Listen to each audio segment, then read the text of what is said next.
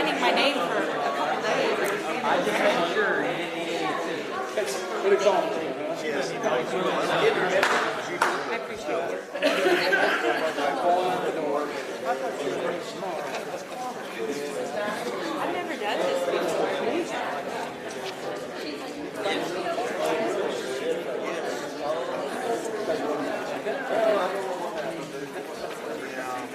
I've never filled one of these out.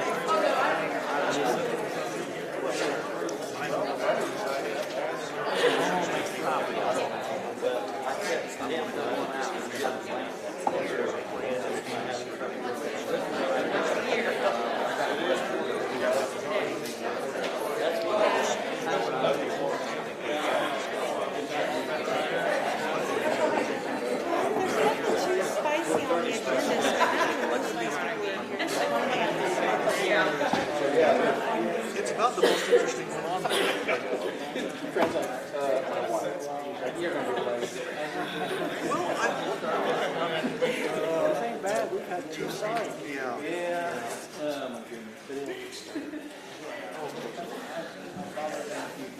Can I mention to anybody that it was delivered that Yes. Brandon not here? I mean, cat's out of the bag. I mean, it's there in the animal control. Oh, yeah. But he had something.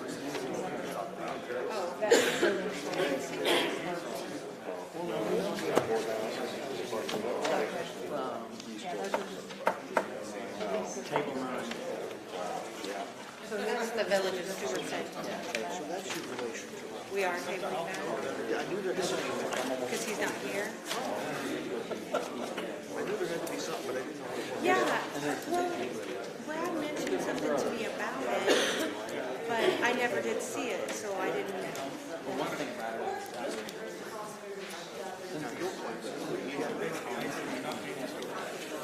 Oh, yeah.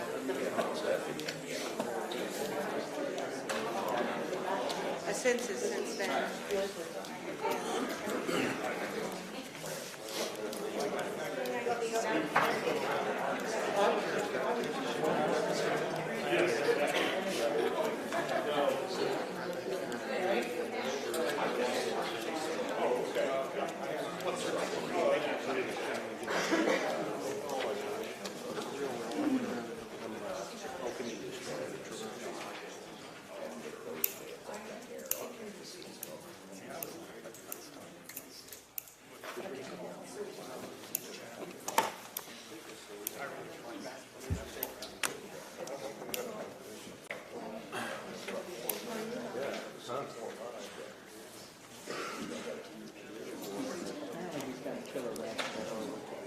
Ranch. I knew there was something wrong here. I'm a vinaigrette person.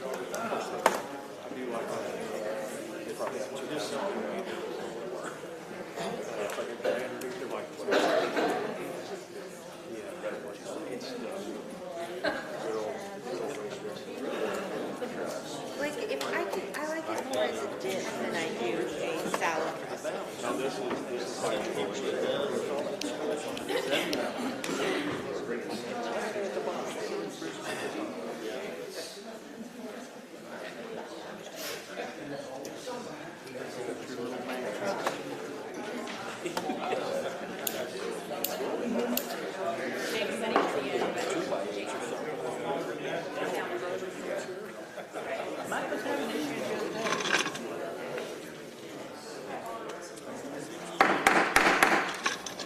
At 7 o'clock, we will call the Shelby County Board meeting to order. This is the January 11th, 2024.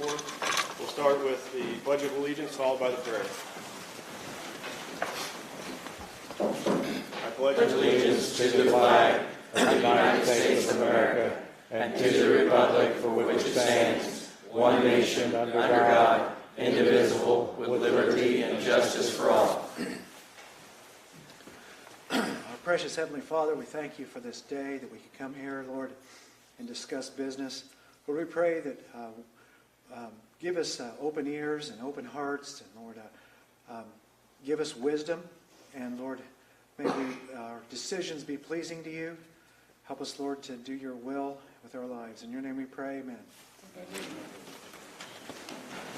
Roll call, please. Clark Hamlin. Here. Mark Bennett. Teresa Bain. Cody Brand. Tim Brown. Here. Carol Cole. Julie Edwards. Here. Martha Fernhaber. Here. Clay Hardy. Here. Annette Martin. Here. Tad Mayhall. Keith McCormick. Tim Morse. Here. Lori Nelson. Here. Bobby Orman. Here. Sonny Ross. Here. Mitchell Shuff. Don Tate. Brent Wallace. Here. Jeremy Williams. Present. We have a quorum. We have a form, thank you. Item 3 is discussion and vote to approve the minutes from the December 14th meeting. Is there a motion? Brent makes the motion. Is there a second? Mark seconds the motion. Any discussion on the minutes?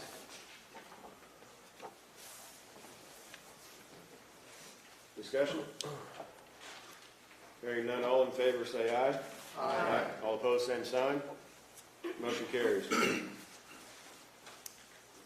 Item 5 is discussion and vote to approve appointment of Sean Mars to fill the vacancy in County Board District 9 upon the recommendation of the Republican Central Committee. So moved. You skipped 4. I'm sorry. So real quick, before we make a motion, item 4 is the announcement of District 4 resignation, Charles Davis, sorry. So item 5 is the appointment of Sean Marks. So moved. Jeremy makes the motion. Martha seconds the motion. Discussion? Is Sean here? Okay. Sean is here. Hearing none, all in favor say aye. Aye. All opposed, same sign. Motion carries. Sean, if you'd come up and get sworn in, please.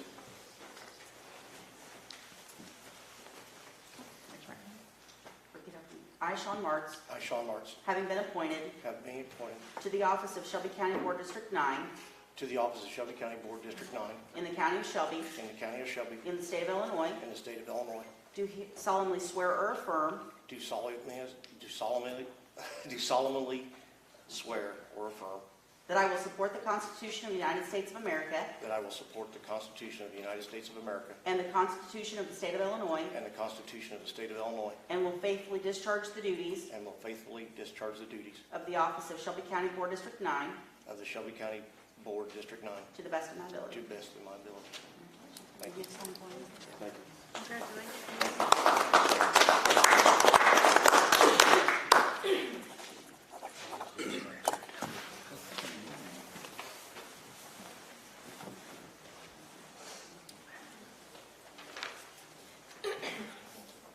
Okay.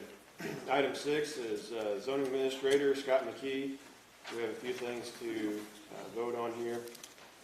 First is a resolution to rezone parcel 1000-400-018. That is the correct number. Is that correct? That's correct. Okay. It's owned by Chancellor LLC. DBA is Timmy's Tours Transportation from AG to general business for bus storage and wash center. Number 4. Lori makes a motion to approve the resolution. Martha seconds the motion. Scott, is there anything you want to elaborate on? No. Any questions for Scott before we move on or take the vote? Hearing none. All in favor say aye. Aye. All opposed, same sign. Motion carries.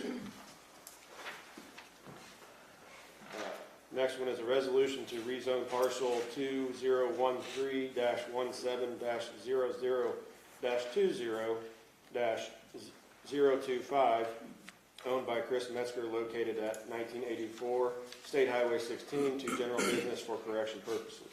So moved. Jeremy makes the motion, seconded by Lori. Any discussion? Questions? Comments, Scott?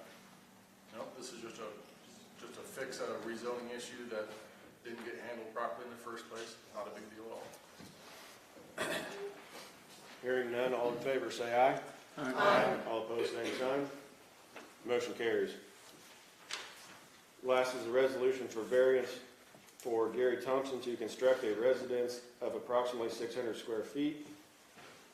Is there a motion to approve the resolution? Martha makes the motion. Is there a second? Jeremy seconds the motion. Is there any discussion? Questions? Didn't we just approve this under 900 square feet there a couple of months ago in the zoning ordinances? No, We didn't? not that I'm aware of. I thought we did. We Because talked about it. I know we talked about it. Do not remember. There was I've something. never brought forth anything from the Board of Appeals about changing that in the ordinance yet. Sorry, say it again. I've not brought forth anything from the Board of Appeals about changing that in the ordinance, and this is my first variance. No, well, I was thinking that in committee, we discussed something about an ordinance that would allow the under 900 square feet. Didn't we have an issue that place in Westerville? The Westerville property was about the type of house that was there. That was about manufactured and modular homes. Yeah. But, Okay, maybe that's what it was. yeah. But, yeah, this is my first variance that I've been able to file with you guys so far. Any other questions, comments? I have a motion and a second. Hearing none, all in favor say aye. Aye. All opposed, same sign. Motion carries. Thanks, Scott. Yep. Item 7 is Highway Engineers Report, Michael Tappendorf. There are several things to vote on here too as well. Michael, I'll let you have the floor. Thank you, Chair. Well, to start off, I just wanting to kind of give a little recap of what's been happening in 2023, the things that I know about, and I can't take credit for all of this. I have a good team that I work with, including my road and bridge, and as well as the county board.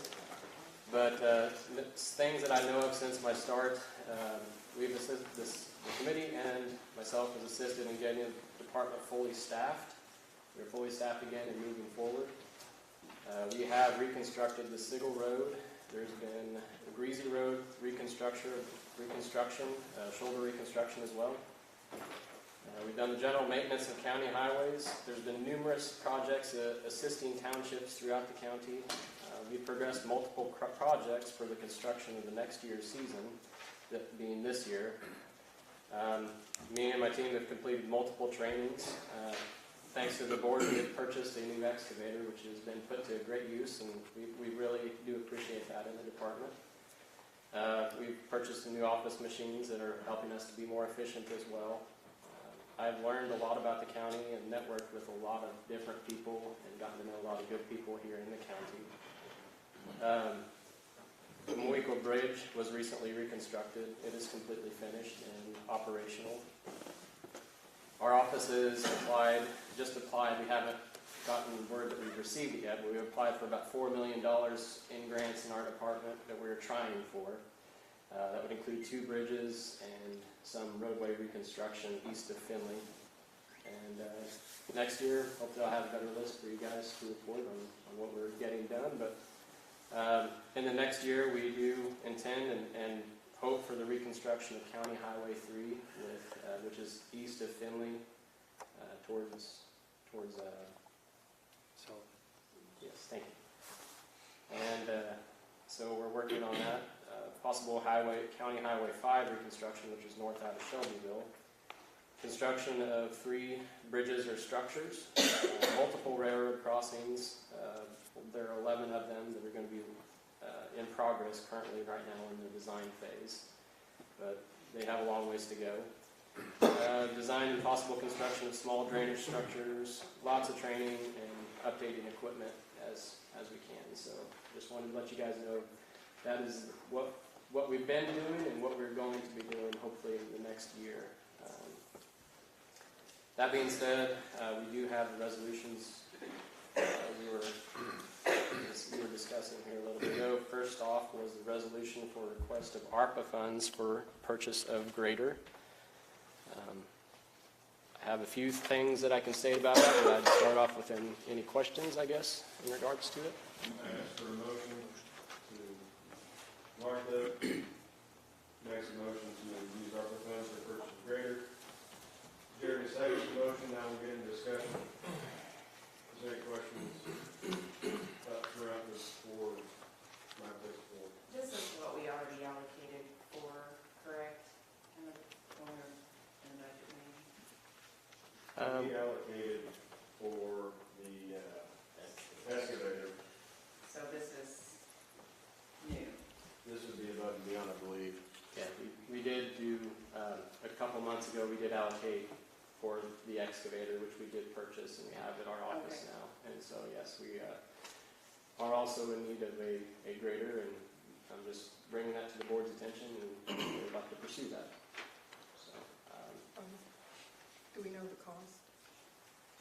She asked if we had a known cost. it's not a known cost yet. I've gotten multiple options, I guess, but $150,000 is what we are requesting at this time. A new one would be about $400,000. We're definitely not asking for new. We're just trying to get something that's reasonable that would work for the department. What kind of price range are you seeing as you shop? I have seen 130, but they go quickly. I've been told 130 to 180, and so I chose mid-range, 150, to ask. So. How old is our current grader? Yeah, there's a lot of things that I could kind of go into. Our current grader was made in 1984. It's 40 years old, and it has excess of 12,000 hours on it when the hour meter quit working. So it has gone through some issues. This year we had to replace a turbo, which was kind of pricey. Several $1,000s, and 12,000 hours on a machine is about like 750,000 miles on a machine or on a vehicle. So it's been very well taken care of to get it to this point, but it's going to only last us so long. The county used to have 2 graders, and in the past one of them has failed because of age and was no longer able to be fixed, and so it was sold or gotten rid of. So it is important to the department. I can go into duties of what it does for the department, if anybody would like to know, but Do you have your eye on a particular unit? we don't. I have a number of implement dealers that I've been working with that some of them have some in stock, and then some say they'll probably have some in stock, but not a particular unit in mind yet.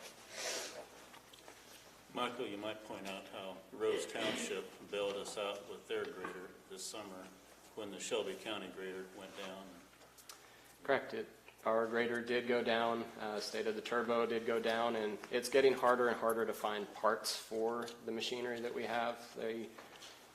CAT has basically stopped making a lot of the parts for our grader. So once it does go down, it will probably be out of service, and we will then either be renting or trying to find other ways of doing our work. So it is going to be a matter of time before we will have to get one. So, but yes, we did end up borrowing one from another township. Thankfully, they were willing to let us borrow one, but we can't rely on, unfortunately, everybody else for that sort of thing. So. I have a question for the Public Safety Committee. Were the windows discussed in the last committee meeting?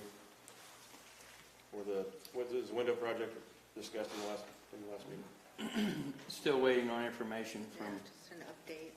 no, it hasn't come. Do we have any rough guesstimates on what that's gonna? No, I mean, So we had a guesstimate a while back, like 1.2. Does anybody have any idea if that's what's gonna be, or if it's doubled or tripled, or? Went up at least. we're struggling to get past step 1, honestly. And there's not a list of architects.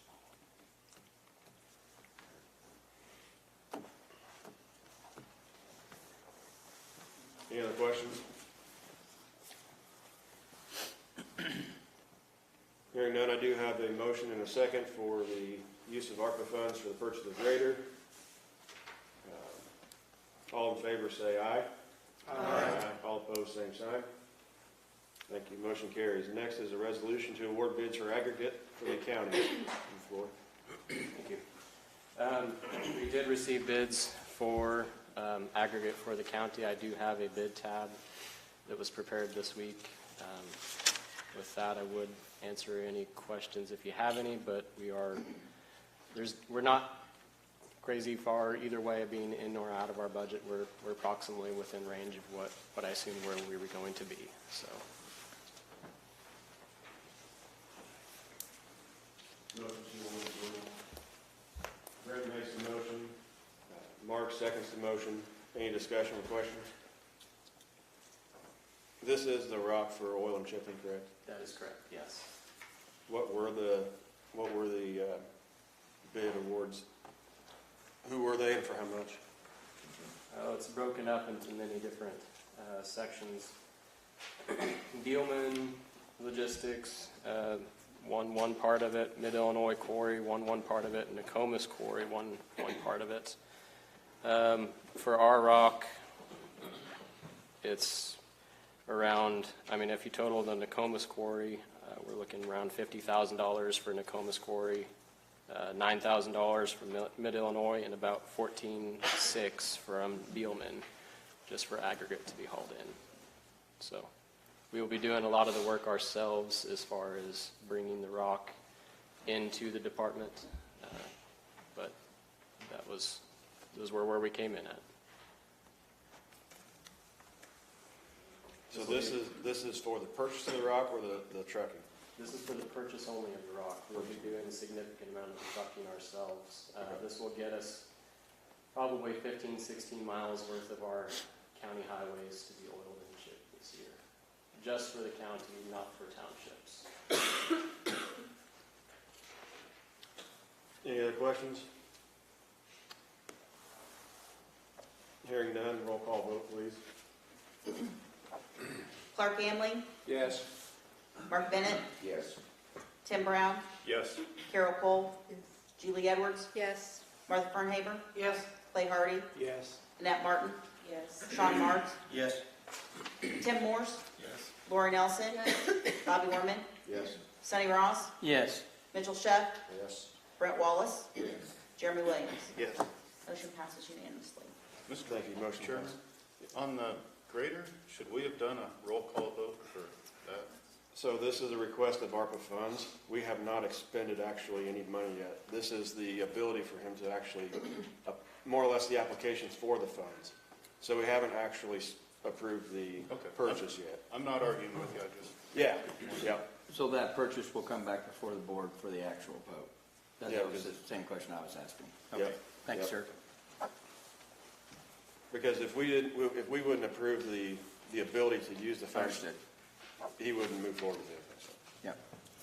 Thank you. Yep.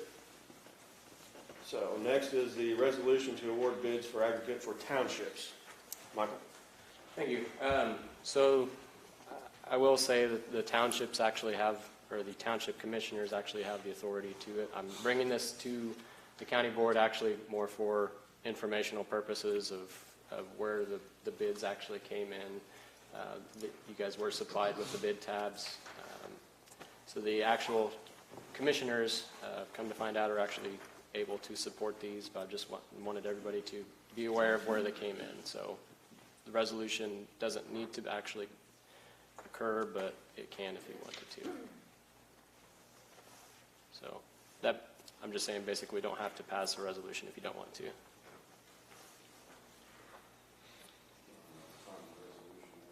Do you have the resolution?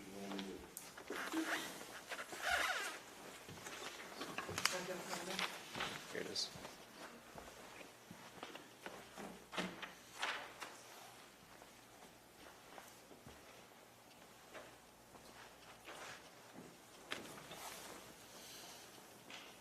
Michael, are you saying, when you say that the townships are taking care of this, then it comes out of their funding as well? It does. They have an MFT account that they are actually responsible for.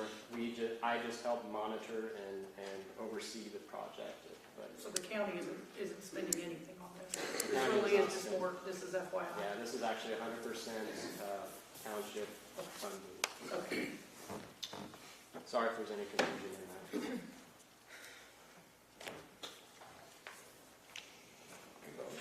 Mark? I might point out that this was the rock letting, and then you may get the dates on it. But after they have the rock letting, then the townships, if they want hauling bid, then they know basically how many tons and from where it's coming from. And then do you have the oil letting at the same time as the hauling? Yeah, so next month, February 5th, we will be bringing another letting, which will be culverts, the oil, and the hauling. So we'll be bringing another letting for the county and for the individual townships. So we've already got that prepared, and advertisements are going out in a week or so for that. So, And each one of the townships basically have so many dollars in MFT funds, and that's how they figure out how many dollars of product they want by these bids. correct.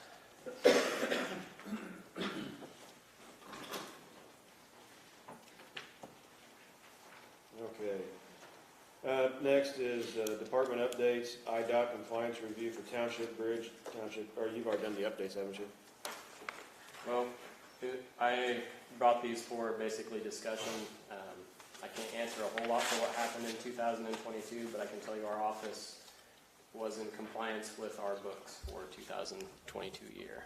So that is, I have the reports here in my hand, and our books were correct, and they were audited by the state or the Department of Transportation for Illinois, and we were found to be in compliance with it. So.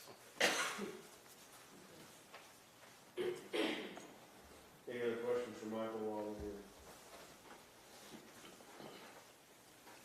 I think we're all set. All right, thank you. Okay, discussion and vote to approve the appointment of Angela Miller as Animal Control Administrator. Can I have a motion? Motion. Lori makes the motion. Martha seconds the motion. Is there any discussion? Is Ms. Miller present? Yes, she is. Yep. Right there in the background. Questions, comments? Hearing none, we will take a roll call vote, please. Clark Hamlin, Yes. Mark Bennett, Yes. Tim Brown, Yes. Carol Cole, Yes. Julie Edwards, Yes. Martha Fernhaber, Yes. Clay Hardy, Yes. Annette Martin, Yes. Sean Marks, Yes. Tim Morse, Yes. Lori Nelson, Yes. Bobby Orman, Yes. Sonny Ross, Yes. Mitchell Sheff, Yes. Brett Wallace, No. Jeremy Williams. Yes. Motion passes 9. Not quite. 15 ayes, 1 nay, Wallace. Thank you. Just for a point of clarification, I did pull a roll call vote on that just because we are employing a new, more or less, a new employee, so we are actually going to spend money, so therefore I pulled a roll call vote just for a point of clarification on that. May not have done that in the past, but I had an epiphany today just to want to clarify with you all. Okay, item 9 is discussion and vote to approve the intergovernmental agreement with the Village of Stewartson for animal control services. There was a IGA in your board packet. Is there a motion to approve? We have a motion. We would like to withdraw that and send that to the Public Safety Committee. So item 9, it will be withdrawn, be sent back to public safety. Item 10 is discussion and vote to approve a resolution to waive animal adoption fees for veterans pursuant to HB 2500. So moved. Sonny makes the motion to approve. Martha seconds the motion. Is there any discussion on this waiver? Hearing none. All in favor say aye.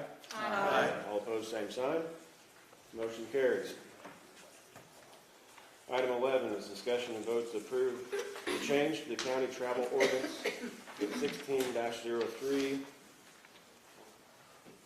to eliminate reimbursement of meal tips upon recommendation of the legislative committee. Is there a motion? Make a motion, Mr. Chairman. Jeremy makes the motion. Is there a second? Martha makes a second. Is there any discussion? Jeremy? At one point, Mr. Chairman, the legislative committee in its meeting did not only remove tips from reimbursement, it also removed an old, outdated, already replaced appendix within the resolution.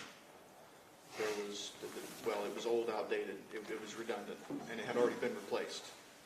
And so we chose, for clarity, to remove the older of the two appendixes. It had outdated numbers on it, and it had since been replaced.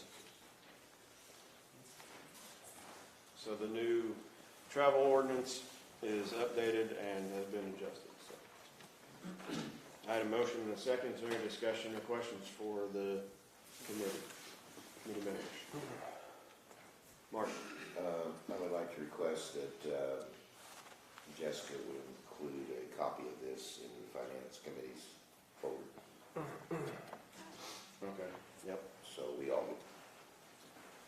When you see the vouchers come through, you can refer back to it real fast. Yes. Any other questions or comments? Hearing none, all in favor say aye. Aye. All opposed, same sign. Motion carries. Item 12 is discussion and vote to approve Sheriff's Office and State's Attorneys to investigate allegations made in county board meetings, which include A, illegally having keys made to the dive team building, B, theft of Wex cards from the dive team building, and C, illegal transfer of titles, D, threatening an elected official. So moved. Jeremy makes the motion. Is there a second? Tim Brown makes the second. Any discussion on this? Yeah, Mr. Chairman, if I might. Is the sheriff here tonight? Oh, you're hiding back there, okay. Since this involves your office, I got a couple of quick questions, if you don't mind. Okay. Usually an investigation into something is begun when someone comes to your office and fills out a complaint, and you process from there. Correct.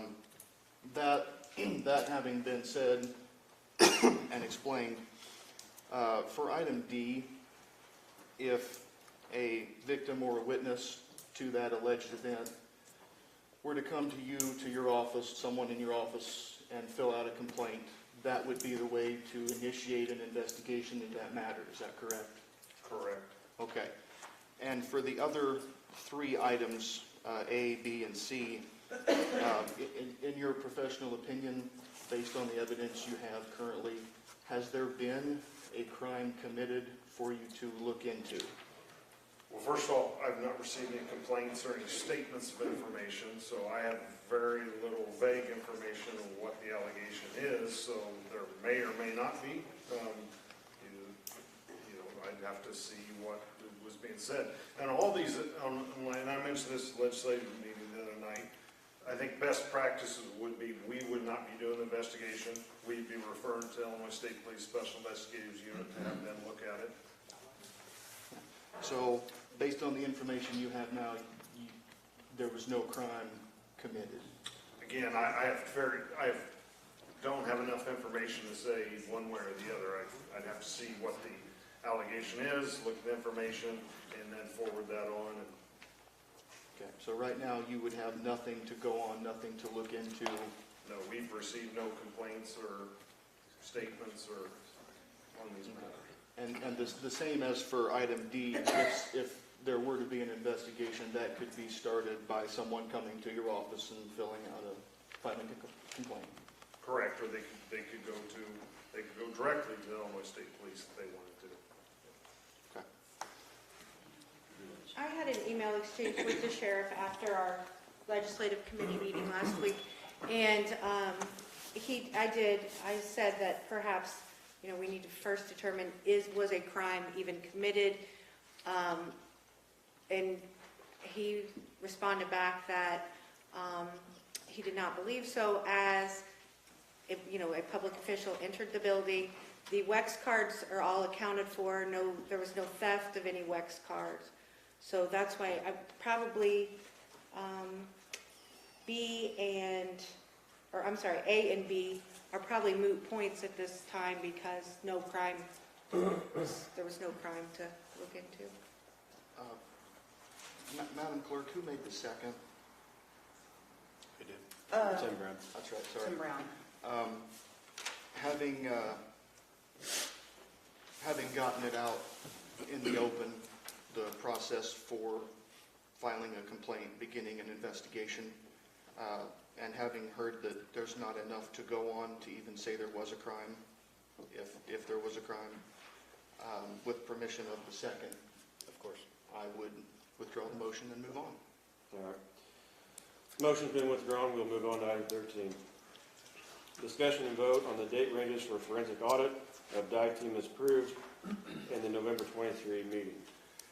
Mr. Chairman, after having discussed with the treasurer and yourself, I'm going to make the motion that the scope, that the time frame of that audit be the beginning of fiscal year 21 through 10/31/23.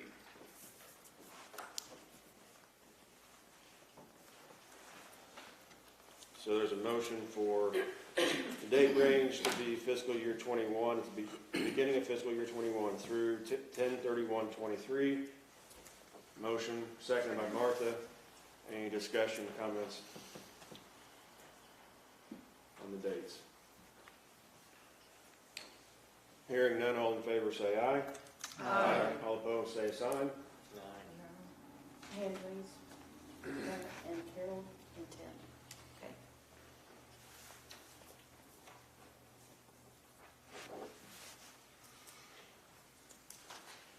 Motion carries. So we will have I'll send that notice off. Item 14 is committee reports. Anybody like to report from committees? We've heard from legislative and road and bridge a little bit. Mark? Yes, as far as finance committee, I would say, almost 4 weeks ago, after our last, board meeting, we had the issue with the Shelby County Community Services. After further review, the day after or Monday following the Thursday meeting, I talked with Jessica, I talked with Ron Cheney, I also talked with the lady, sorry I don't recall her name offhand, very nice lady that put the claims together. And just for clarification, Levon and I talked, and it's $36,500 a month, per month, that Shelby County Community Services has budgeted. The total for the 12-month period is $438,000. And we were all in agreement. There's just, it was just a position that Levon didn't have the paperwork with her, and otherwise there was just some typos on it. So that amount that we were talking about was a per month times 12 months.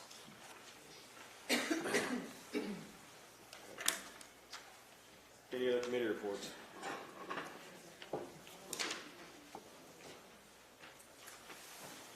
Hearing none. Chairman updates. I did have received correspondence from the Christian County Chairman about the 911 intergovernmental agreement that we have with Christian County for 911 services. We will be addressing that in the next few weeks. Pretty much one-on-one with a few extra people from all three boards, So we will sit down and review what's already on paper, and then see if we want to make any changes, and then start making recommendations to our appropriate committees on both boards, and hopefully come back with a 911 agreement. So other than that, Moving all the way down to old business, is there any old business? Need to be addressed? Carol? I have a question about the ARPA funds. Okay. I did send you and Erica both an email yesterday after she sent out the expenditures.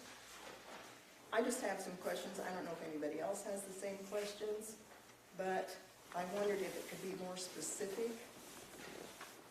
For instance, the projects, $296,270. Could we get specifics on what those projects were?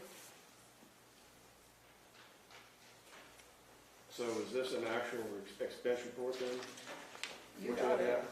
I know. Everybody got What it. you're looking at is the actual expense report, correct? They're just some numbers and some dates. That's, I don't know, can it be broken down so we know what expenditures were in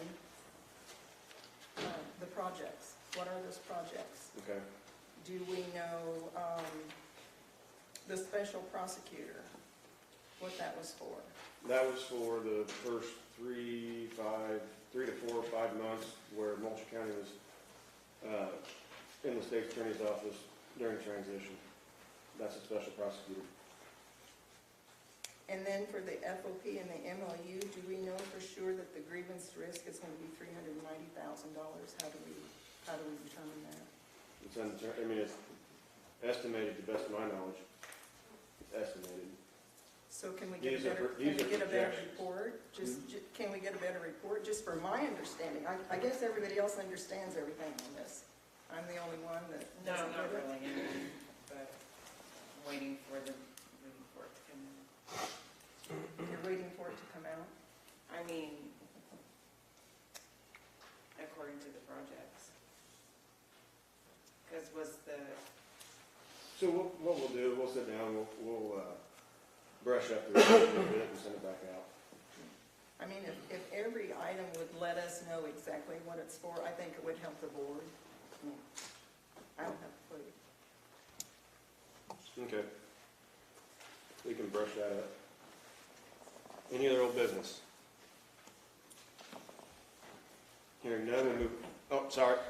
I have a question on the dive team, and what's bothering me is in this, I was looking through some things, and on the Fire Protection District Act, in that first paragraph, it talks about that they need to have the ability to recover in water situations, and without our dive team in place, are they still compliant? Because as long as they had mutual aid, they were compliant.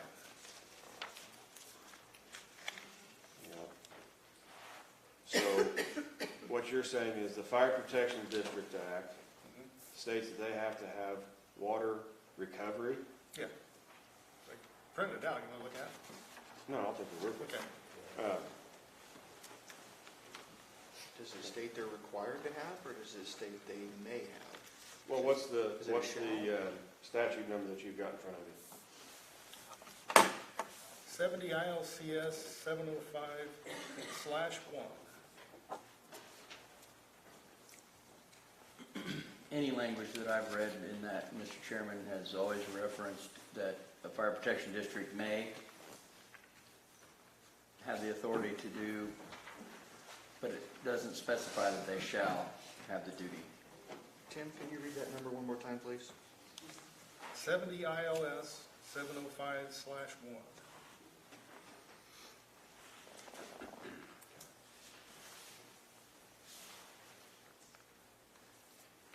Well, I saw that, and first thing that came to mind is I don't want our fire protection districts impacted.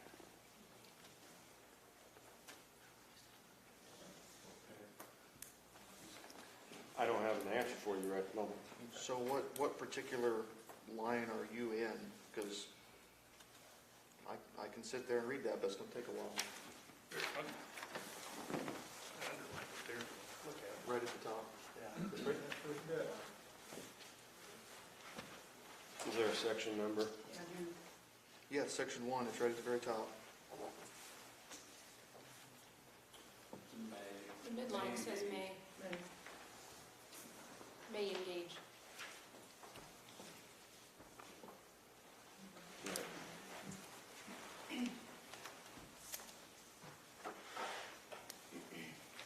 So it's been determined that it says that the Fire Protection District may engage a dive rescue.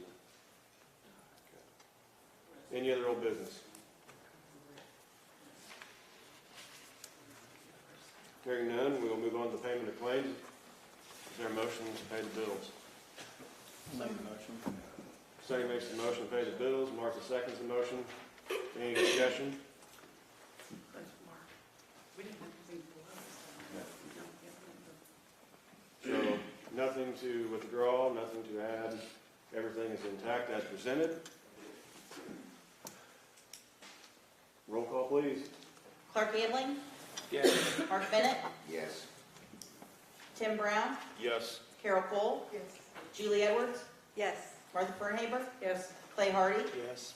Annette Martin, Yes. Sean Marks, Yes. Tim Morse, Yes. Lori Nelson, Yes. Bobby Orman, Yes. Sonny Ross, Yes. Mitchell Sheff, Yes. Brett Wallace, Yes. Jeremy Williams. Yes. Motion passes unanimously. Motion carries, thank you. Before I open the floor up to public body comment, I would just like to say we've been blessed with a super mild winter. I hope everybody has safe travels and a safe next couple of days. It's supposed to be extremely cold, so please be careful when you're out and about. Take care of your livestock and your pets. It's going to be cold, it's going to be windy, and it could throw us a serious risk to everybody. So, with that said, just want to shout out to the weather. It's going to change. And I will open the floor up to public body I comment. actually put a sign-up sheet out, Oh, yeah. believe it or not. Shortest meeting in the history of meetings. Let me hear. Oh, we're gonna get chewed on. Yes, Clark. Oh, yeah, I did. Should be set and ready to go.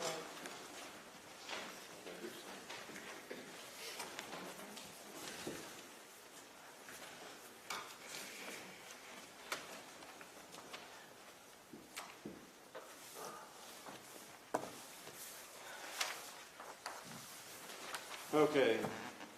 When I open the floor up, public body comment, there's a 5-minute time limit. And up first is Tammy Smith. I'm Tammy Smith. This was brought up last month, and unless something has changed that we are not aware of, Assistant State's Attorney Ambrosiak has not been in the courthouse since on or about November 22nd of 2023. Based on records received via FOIA, she has been paid for work she isn't here performing for the last 7 weeks, which equal an amount at or near $16,152.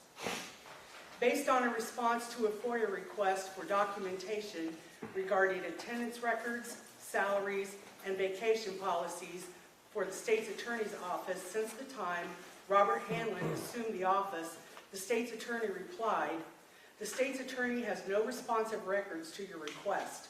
However, the county treasurer has the records related to salaries and attendance records for hourly employees." Based on a response to a FOIA request for all benefit time payable to Denise Ambrosiak that has been submitted to the treasurer's office as payroll HR, the treasurer replied with, "I have no records responsive to your request." The state's attorney doesn't have a record of attendance, benefit, or vacation policy for his office salaried employees. The treasurer doesn't have records of any benefit time payable to the assistant state's attorney, yet we have paid over $16,000 in income to an employee who has not been seen at the courthouse or appeared on a docket since before Thanksgiving.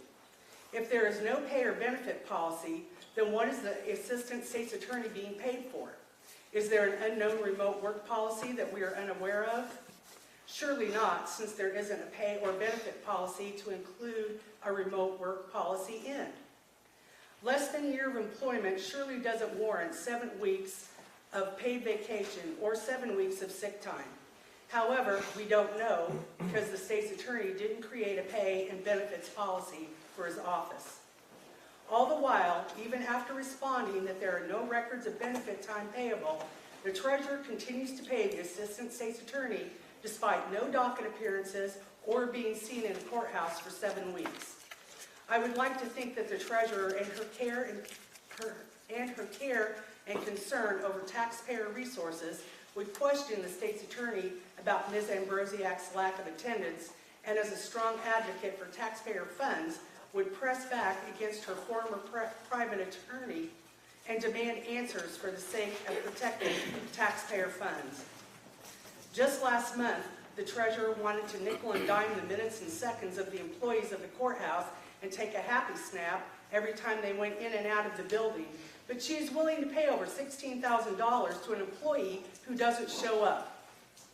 In her recently released interview with the Illinois State Police, the treasurer bickers over 10 to 15-minute possible discrepancies in log-in and log-out times, but the assistant state's attorney gets a free pass. At least the assistant state's attorney is winning. We've heard and read a lot from members of this board and the treasurer that deep corruption has led this county into problems. We've heard how they're here to fix things and eliminate how things have always been done and do away with the good old boys club. I don't know about corruption, but it sure appears that the good old boys club is fine and well.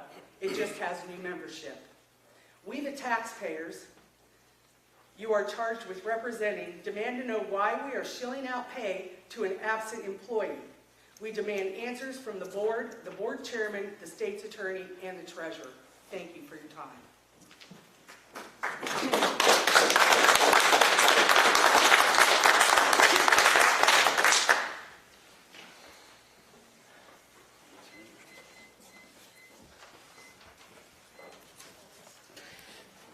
Public body comment?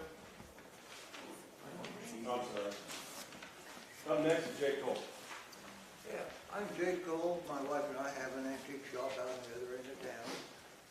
We've been observing these meetings for quite some time. We've heard quite a few accusations against different people, including Alan Spesser, the dive team.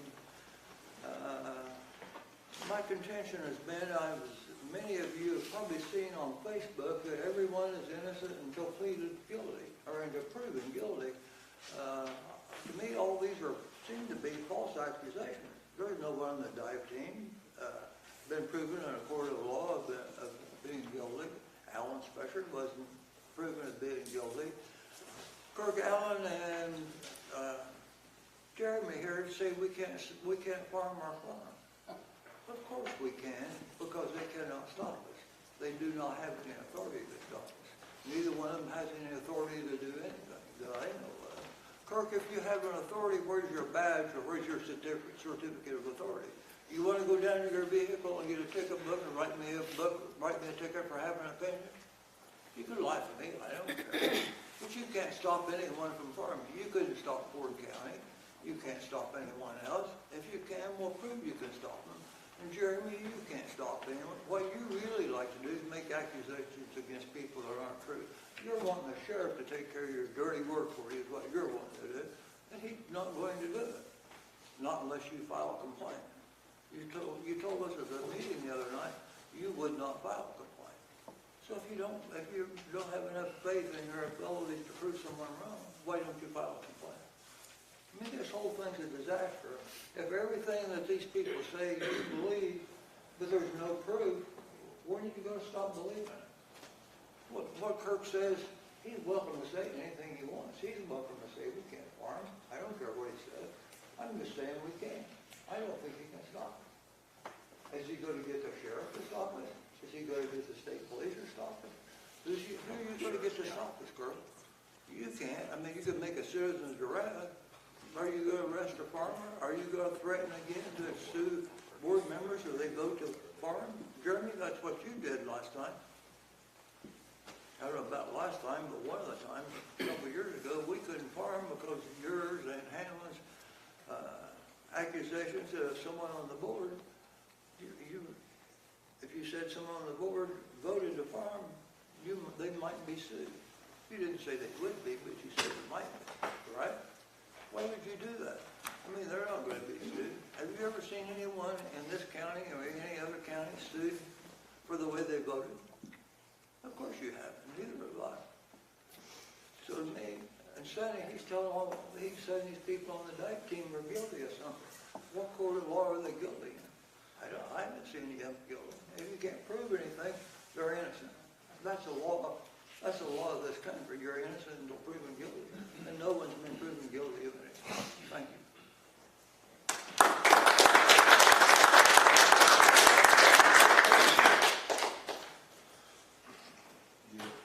Hi, Julie Edwards. I was hoping tonight to address some comments made in last Thursday's Public Safety Committee. However, under advice of my legal counsel, I'm going to hold off on that for now. But I do want to encourage anyone who has any concerns or would like to speak to me directly to reach out to me via email or telephone. I'm always willing to sit down and talk to people. So, thanks. I haven't done one.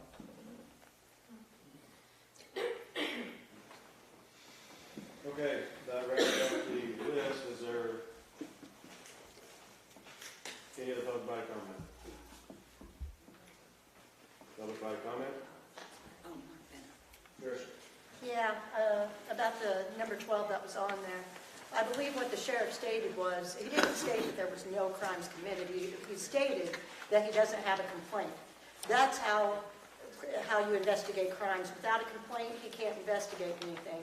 So I don't think he's able to make a determination one way or the other, and it felt like you were trying to lead him into saying no crime had been committed. I don't think that's what he said. He doesn't have any information because no one's filed a complaint, I believe is what he said. My other question I have for Mr. Orman, can you give me the statute that allows you to act as department head in the lack of a department head? Is there a statute for that? No, not to my knowledge. Okay, because you have the power to appoint, correct? And so in the lack of a department head, you can temporarily appoint a department head if that's what you need to do, correct? Okay. Yes. So you said since at the last meeting, you brought up and said that with the titles, you said because we did not have a department head, you were acting in that role. Now, how is that not simultaneously holding two offices? Did you appoint yourself to act as department head of the dive team in lack of a department head? Now, if you look at the titles that I worked on, I used my title, not dive commander. So if I wrote dive commander on there, that would be very alarming and very disturbing. But I used my title on the paperwork. Yes, I saw that you used your title on the paperwork, but you still have the power to appoint. Why did you not appoint a department head to carry that out?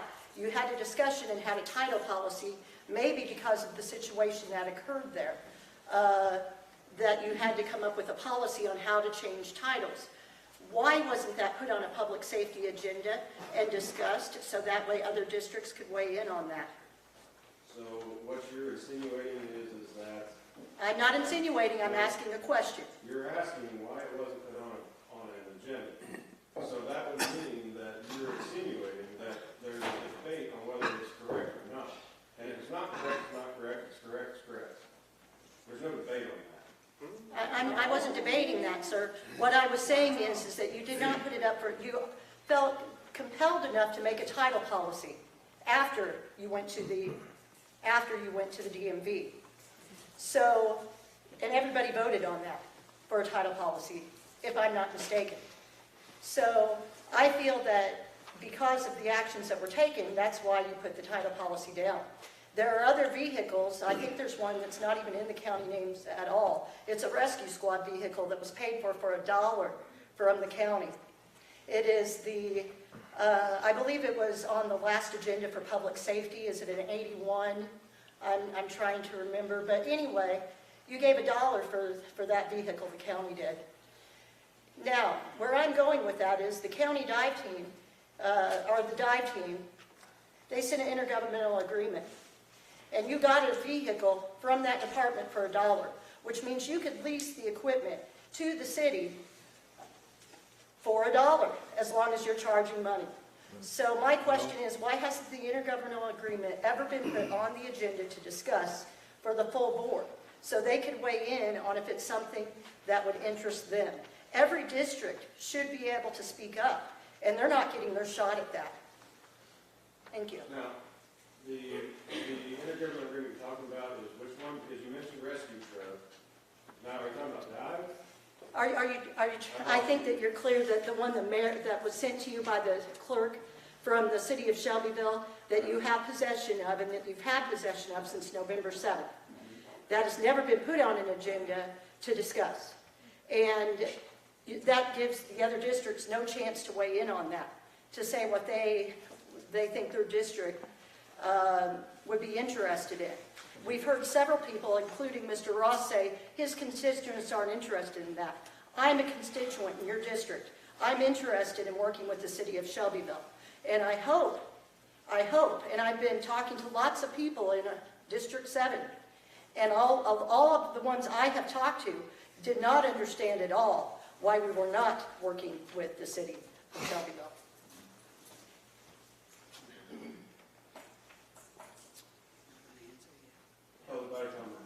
Are you done? Finished? Finished? I'm just curious how we do a forensic audit of something that wasn't part of our county. Does that give you the ability to do a forensic audit of Karen sitting over here? It is part of the county. The dates that you gave, weren't they the dates before this July 18th argument? What were the dates that you came up with today to do the forensic audit of the Dyke team? What dates were they, Bobby? Fiscal year 21 through 10/31/23. Okay, and part of that time you claimed they weren't part of the county, they weren't legally formed. Correct. They weren't legally formed. And? You're not understanding the question, or what? If they weren't legally formed, they weren't part of Shelby County, how can you order or ask the taxpayers to pay for a forensic audit of something that wasn't Shelby County? Good luck with that. Well, the 2013 case in Michigan. We're not Michigan. We're not Michigan, Bobby. No, listen. The case in Michigan was for a vehicle that they didn't take receipt of because of something with the manufacturer. In that lawsuit, there was claims and paperwork determined in that lawsuit and in the whole file that the membership of the dive team is under the county umbrella.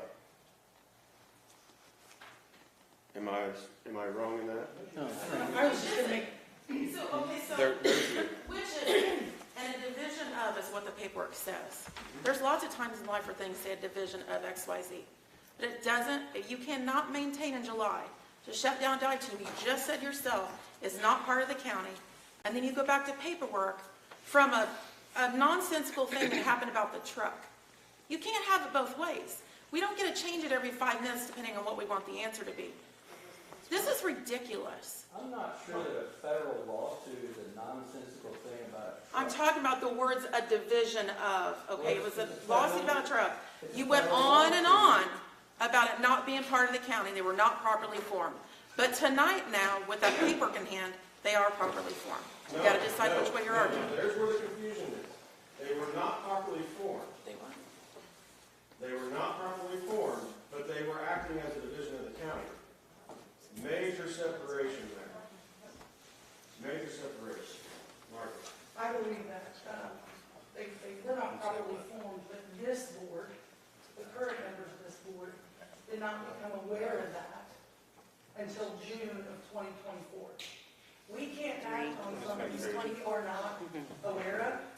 So once we became aware of it, the wheels were in motion immediately and feverishly to try to come to resolution. I will say that we have the authority to perform or request a forensic audit because taxpayer monies were given to the dive team for use. The dive team was spending taxpayer dollars, and that's why we can go back and do a forensic audit. Yeah, go ahead, Erica. I prepared an amount because there seems to be a lot of conversation and misunderstanding about public funds. But the dive team had a general fund and an office that is run through the treasurer's office. So general fund 001, office number 033, and I put together from fiscal year 2016 to fiscal year 23, $128,098.77 was expended out of the general fund, which is a levied money for the corporate, for the county, as well as other incomes that we get from the state and various things. That was the total that was spent out of the general fund dive team office. The Rescue Dive Fund 050, which the dive team has their own bank account for donations, the rescue squad has their own bank account and line items. The Rescue Dive Fund 050, total donations and services between 2016 and fiscal year 23, that income was $60,705.94. The expenditure out of that fund, again 050, the total expenditures fiscal year 16 to 23 was $75,024.31. There was considerably more money spent out of the general fund, taxpayer-funded general fund, than there was out of the donation and service account. Thank you.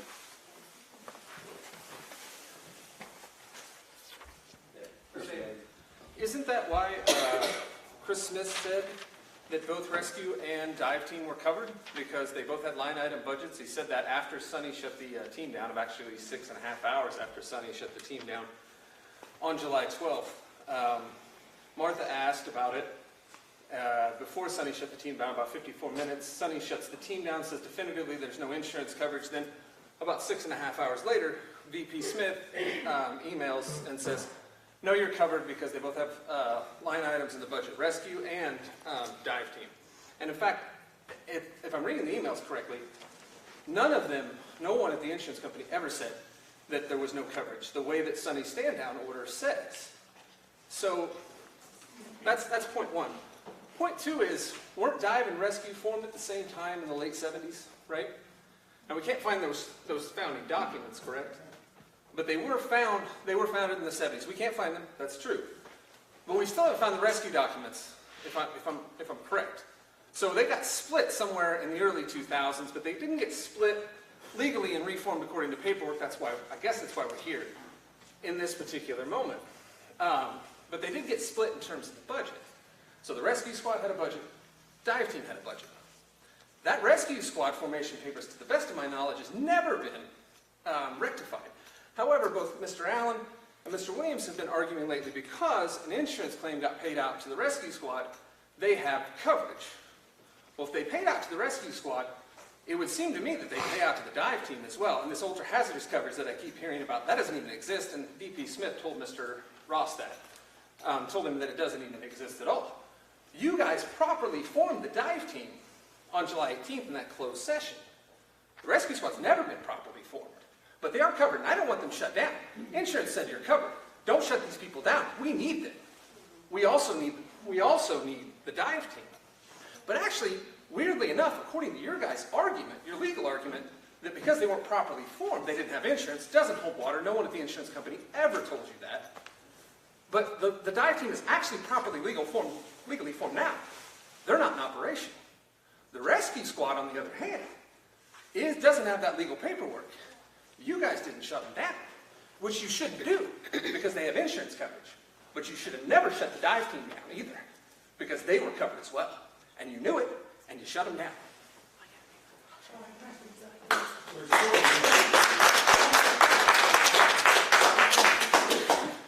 Notice you and Shelby County First continually ignore the fact that in that long email thread, there was an email from Dan Arkin, who's senior counsel at Ansel Link. And I didn't interrupt you, and I'm asking you not to interrupt me, please. I did not interrupt you, and I'm not done speaking. You continue to ignore that email. That was from counsel. Chris Smith did put that in writing that they have insurance coverage, but Chris is not an attorney. And there were multiple people on that email thread. And Chris would tell you if he were standing here today that he's the insurance agent, but Rich Stokala is the one at AJ Gallagher to put that entire program together. Rich is the one that sent the email to Ansel Glick to get the response. And if you read that response, and if you ever choose to share it on your Facebook page, it is abundantly clear that it was an unknown as to whether or not they'd have worker compensation coverage. Second of all, the point, you keep talking insurance. The point that you continue to ignore is that the dive team members did not have tort immunity. Jeremy went through that in December, and because they did not have tort immunity, had something happened when they had that training session, they could have been personally at risk. Their finances, their homes, their cars, the whole 9 yards. And I will tell you all, after the meeting where they were reestablished, and we didn't reestablish them in closed session because we can't take a vote in closed session. We came back out here to the open meeting and unanimously voted to put them back to work with the current command in place for 60 days so that the Public Safety Committee and the dive commander could work on the SOPs and SOGs. But there was actually the spouse of one of the dive team members that approached Mr. Ross after that meeting and thanked him for standing him down. I'm not going to tell because you guys will go harass the crazy ones out there. Oh, yes, you guys do. Oh, yes, you do. Oh, yes, you do. You don't want to tell me because it didn't happen. They knew that. They knew that. They had to. They still told you they were coming. They saw that email and still said they were coming. I got a question. I know Mark's a past dive team member. You don't have to answer my question. I always beg the question, you know, I assume Sonny told the dive team to shut down. So why did they shut down if they didn't think they was in the wrong? Why didn't they shut down? And if they, one more question first. That's a great question. And one more question, if you guys think that's your equipment, go get it. Go get it. Help them, you wanted to destroy it. Huh? You didn't want to help them, you wanted to destroy it. You know what goes on. I'm just asking a question, all I'm asking. I could just answer, I'm not a part of command staff. I've never been part of our command staff. I've always been a diver and shore responder, but from the conversations and from what Sonny sent us, the top of that document said official stand down. Okay, so this was an official order from the county board or a county board member. We assumed that the county board had at least discussed this issue. They had not. Or that at least the Public Safety Committee had discussed it. We found out later they had not. There were members of that committee that had no idea this was taking place. That was our concern about the propriety of how it was done and why it was done. Initially. Yeah, and I have a question, and Martha, maybe you can help me with this. Jeremy has equated or conflated tort immunity with workers' comp coverage. They're not the same thing. That's my point. He didn't conflate it. Jeremy told me that the dive team didn't have tort immunity, but when the question was asked about the rescue squad, he said because a workers' comp claim was paid, that therefore there was precedent set, so they were covered, and they did have tort immunity. Tort immunity is statutory, has nothing to do with workers' comp insurance, is that correct? They're two separate items. There are two separate items, and one does not buy the other, is that correct? I don't understand the question about buy the other. Well, if you can have workers' comp insurance and not be covered by tort immunity, because tort immunity comes statutorily from the fact that you are working as an employee or volunteer employee for a government agency. And isn't the Illinois statute on tort immunity, isn't that where tort immunity comes from? Tort immunity comes from being properly established. Right. And I'm going to use the term legitimate employee, volunteer, etc. of the county. And because there were no founding documents for the dive team, had something happened, any attorney worth anything is going to, number one, name everybody and their dog in a lawsuit. So as a dive team member, if you here you go, county, take care of that for me. I was a dive team member. And that attorney finds out, the first things they're gonna ask, where's the founding documents to support that the dive team was properly established? We don't have any. I'm sorry, Mr. Shanks, you don't have tort immunity, you get to take care of this on your own. But that comes. And that's why, and it's very, very different from workers' compensation. And when I go back to the email that we received from Dan Arkin at Ansel Blank, there were, if you go back and read that email, and it's been posted, it's out there, because unlike you accused me of doing, Mr. Shanks, I did not withhold any emails from anybody. That is When I was told- absolutely 100% untrue. I have never accused you of withholding emails. Sonny misrepresented what I said in a discussion with him outside of the courthouse. Scott and Cobb was present. Two of the three people agree exactly on what happened in that conversation. I mentioned the email that Chris has just referenced from Chris Smith, and I told him that there was a whole chain of emails because at that point they weren't public knowledge. Then shortly after that, they did come out and they were public knowledge. So Sonny kept saying, where's this missing email? Where's this mysterious email? I said, you have the emails. And I didn't provide him anything more because obviously he wasn't trying to have a discussion. He was trying to be accusatory. That's the only emails. I've never said I had a missing email. I've never said you didn't provide anything. That is a lie. If you go back and read Mr. Markin's email, there are a lot of what ifs in there. And the work comp law is state statute. And what is and who is, if volunteers are covered or not covered, is extremely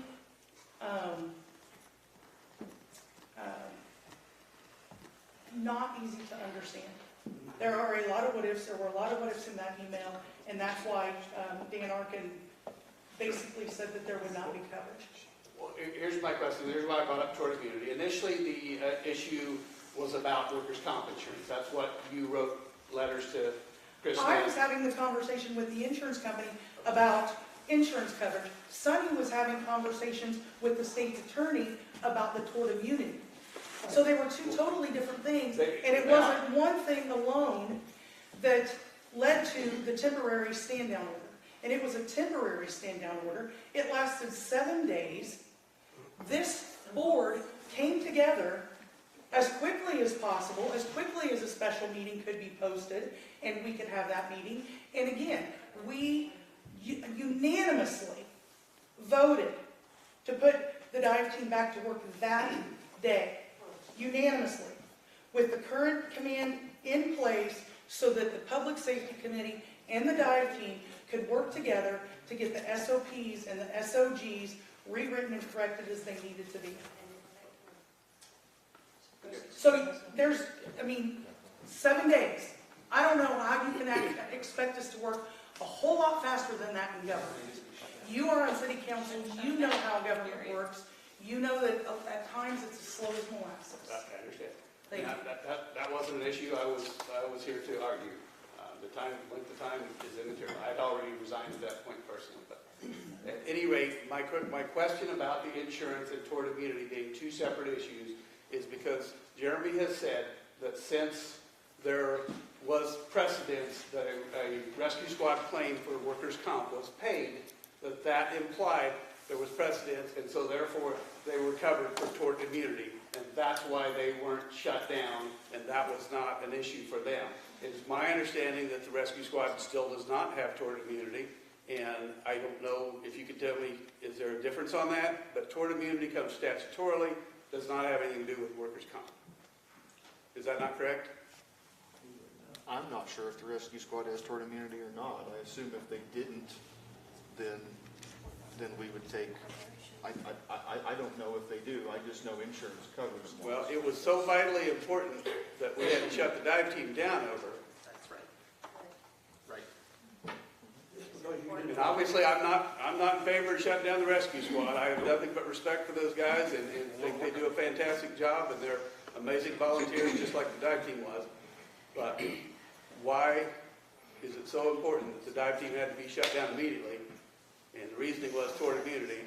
And we know, to this day, we don't know whether the rescue squad has tort immunity. The dive team was formed We can go back to history in the early 70s or late 70s, early 80s, there was a dive team that was part of the rescue squad. That dive team went defunct. Later, in about 2000, the county received a grant for the establishment of dive services. They put that in the rescue squad. The rescue squad and the dive team, Dave Quartz was hired as the first commander. Dave Quartz worked with Rodney Dilley. Rodney was going to take care of the land-based rescue stuff. Dave Quartz was going to get people trained up for dive and take care of dive. It was only later at the request of the state's, or the treasurer, that those be separated as line item budgets so that they could make sure half the money went to one, half the money went to the other, so they didn't use, somebody needed a big piece of equipment that was going to use the budget for the other one. They said, let's separate them out. But they were never legally separated. So whether they were formed properly in the 70s or before, I don't know. But if the dive team was still legally a part of the rescue squad, they are still legally connected. They were until the Water Rescue Act was passed later, and then the resolution was passed to form a dive team. But all that time, they were directly connected. They were part of the same department. They had the same 3 trustees that were county board members that met with them every month to discuss issues.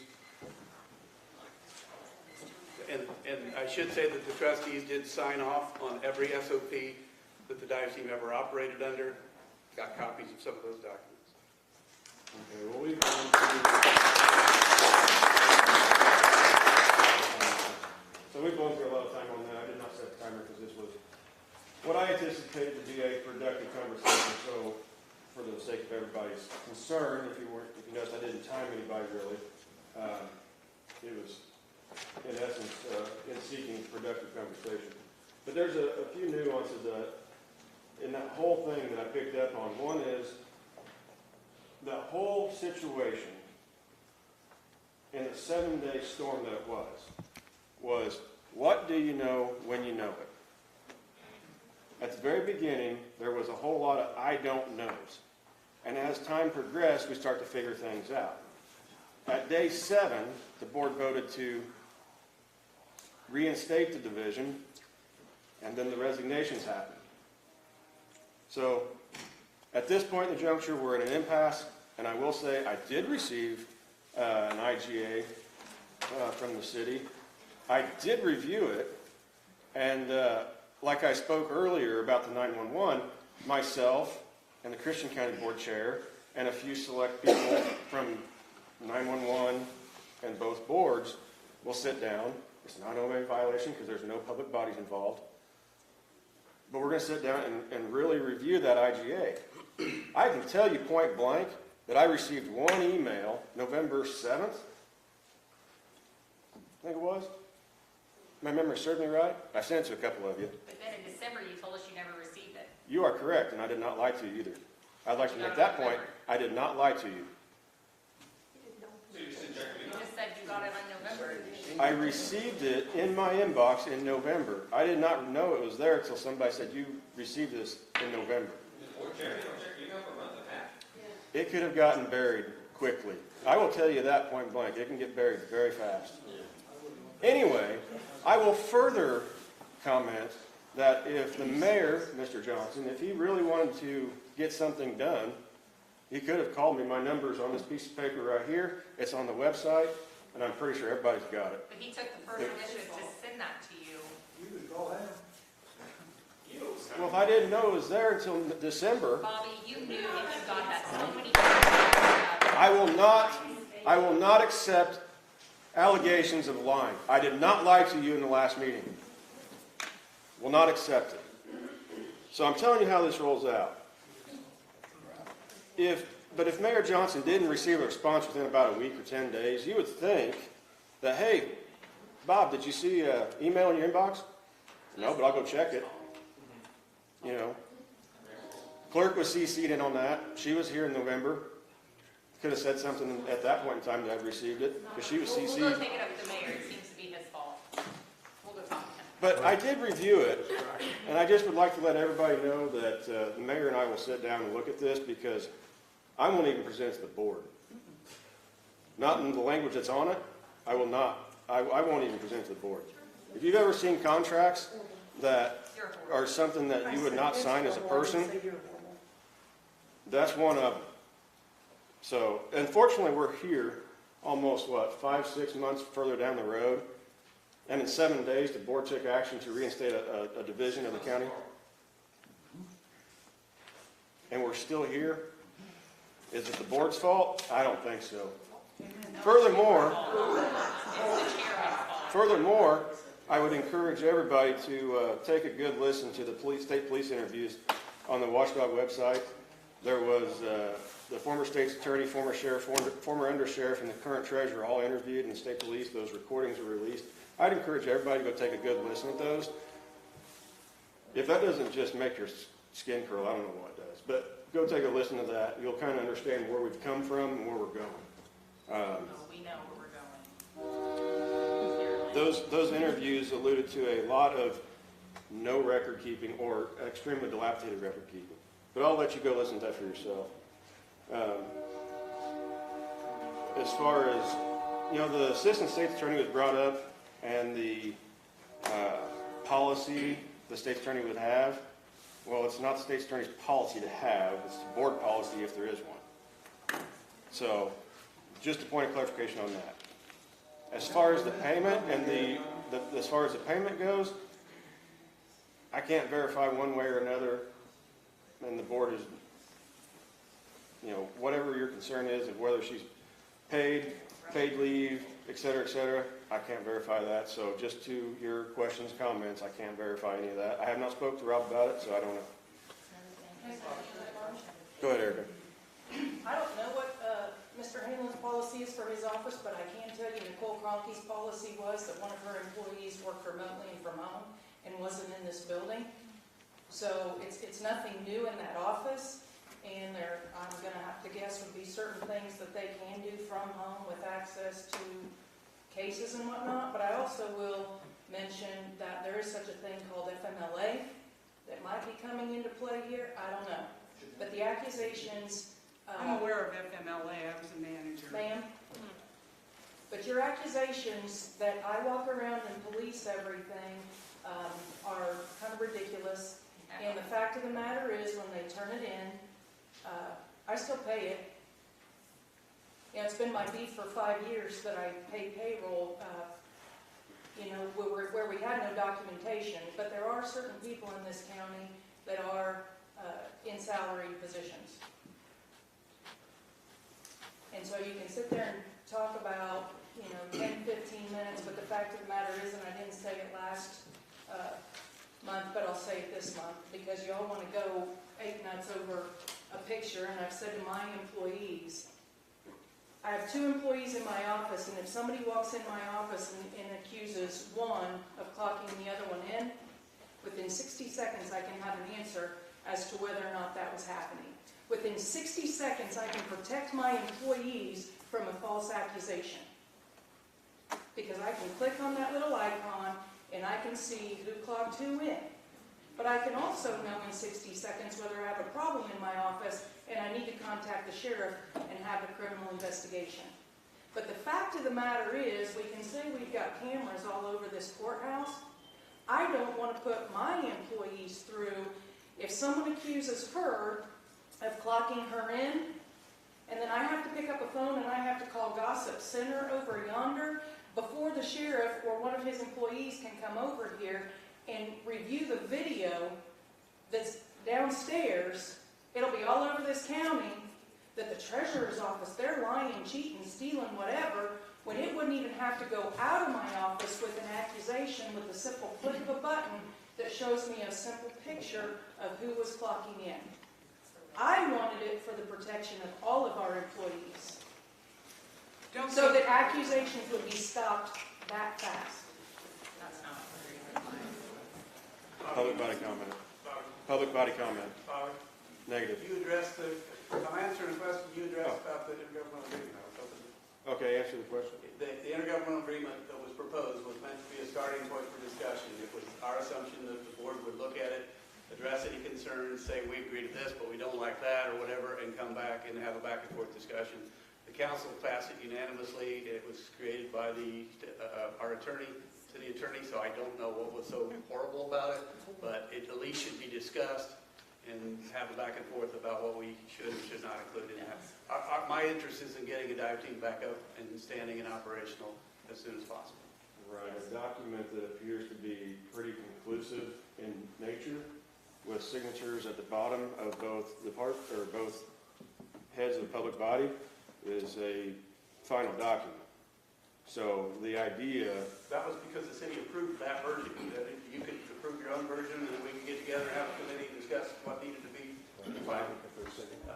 It was signed by the mayor because it was agreed upon and voted unanimously by the city council to present to. Okay. I would like to say that this board is as eager, Mark, as anybody to get a dive team back together. And I think it was mentioned, Sonny mentioned it, I think at the Public Safety Committee meeting last week, that there had been some conversations being had with prior dive team members, and when it got out that they were having discussions with the county, that they were harassed by some other dive team members. And, you know, don't tell me to, oh, come on. We want the dive team back. It is a county function. It makes no sense for the county, who has budgeted for that, to enter into an intergovernmental agreement for the city to manage it, but give the city dive team the okay to go operate within the county. It is a county jurisdictional thing, and handing it over to the city doesn't make sense. And then what happens in a couple of years when somebody retires or resigns, says, you know, it's time to hang it up, and then there's a different board. I mean, are we going to bounce it back and forth between the city and the county every time there's a little bit of a personality conflict? Sure. Or are we going to keep it where it belongs, which is in the county, and when there's a personality conflict, we all put on our big kid pants, we sit down at the table, and we work it out? You guys told them to stand down. Public body comment? I'll go back over here to the back row. Yeah, I was watching some of the things from the Public Safety Committee last week, and I found something very, very disturbing. One of the board members saying that they would euthanize the animals at the dog pound, and this person happened to be a nurse. And I'm thinking, that was really a gross comment. And I just wanted to bring that to your attention. I thought it was horrible. Public body comment? Okay, I can't sit through this anymore. This is ridiculous. I watched you take an oath tonight. Now, how do you feel sitting there? Do you think any of these people are going to work with you? Carol will work with you. She might work with you. He's definitely going to work with you. Did anybody read anything you looked up tonight? You were trying to prove a point, and you got ignored. I would have just given them each a copy and called it a day. I have been living here for 5 years. That I was moving to this beautiful little cute town. This is crap. I mean, you guys just don't care about anybody's lives. I live by the lake, so I'm used to hearing the sirens and hearing when people, and I used to panic. And I have grandchildren that come here. You guys just I don't get it. If I was on that board, all of you should have worked together. You had a safety meeting without anybody in the safety meeting with you in the beginning. And you had a lady in the river who, one of the cops almost lost he didn't even know what he was doing. Did you put any thought into this? That's when you shut it down? When somebody's in the river? I don't understand. Do you have a heart? Do you have any feelings? I have feelings. That's my problem. But I sit here. 5 years I've heard about this damn farm. Farm the farm. Get your dive team back and grow up.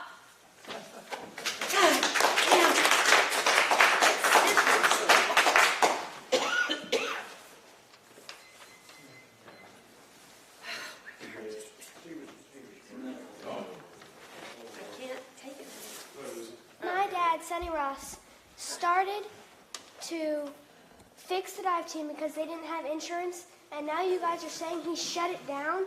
He did. He did not. He did. He was trying to help them, and they decided they were going to resign, throw everything in front of him. It's not okay. He comes home late at night because he's trying to help them. We don't get to cuddle with him at night because he's at the shop trying to help him. I'm sorry, but you guys are wrong. Oh, I had one more thing to say.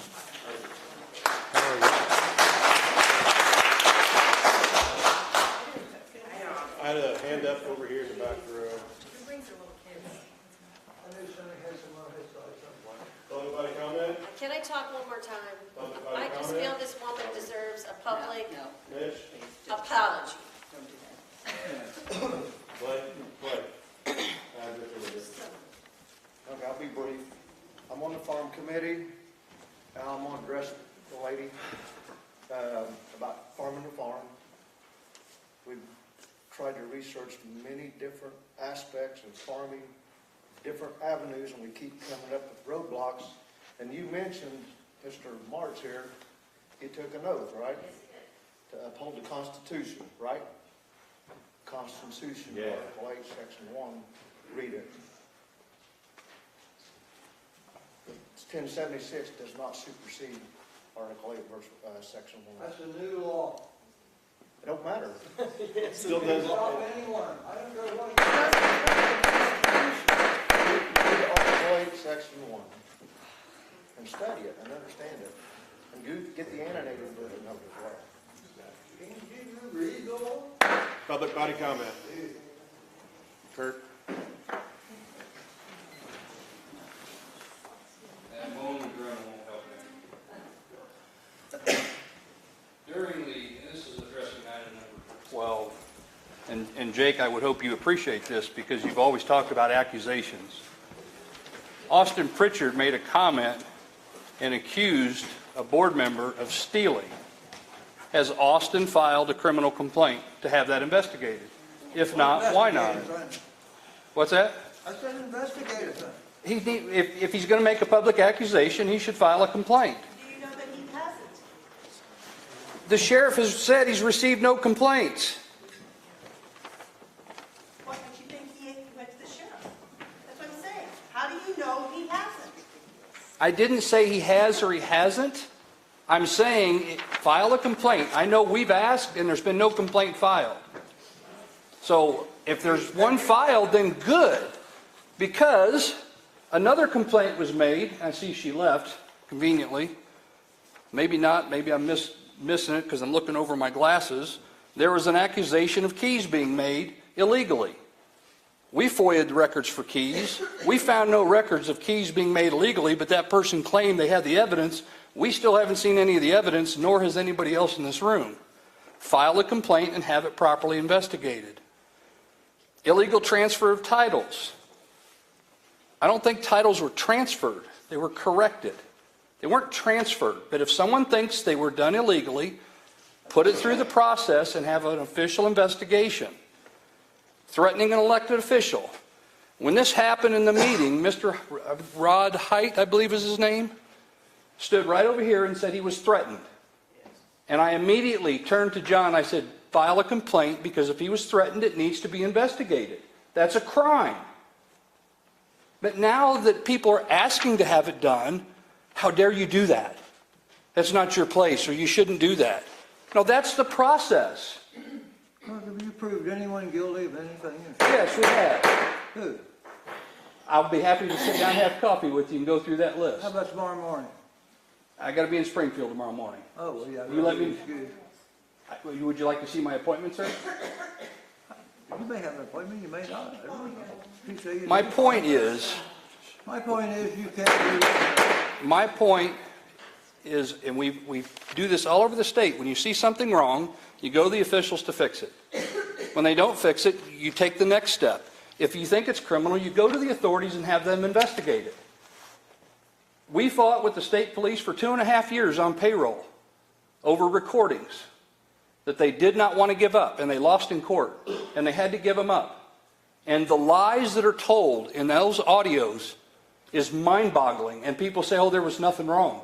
There was something wrong. There was over $700,000 of malfeasance, and the forensic audit proved it. And when it comes to a forensic audit of your dive team, don't look at the dive team as the ones being audited. It's an account in her office that's being audited. That's the forensic audit, not the dive team members. It's the money going in and out. Everybody wants to personalize this and make accusations, and there's no foundation to it. If I'm going to make an accusation, I'm going to publicly post the documents that support it. It's that simple. Everybody's looking for, oh, you did something wrong. It's malfeasance. You did this wrong. You did that wrong. This is about fixing government, not attacking your neighbors. And I know folks say, we destroyed the county. No, you folks are destroying each other.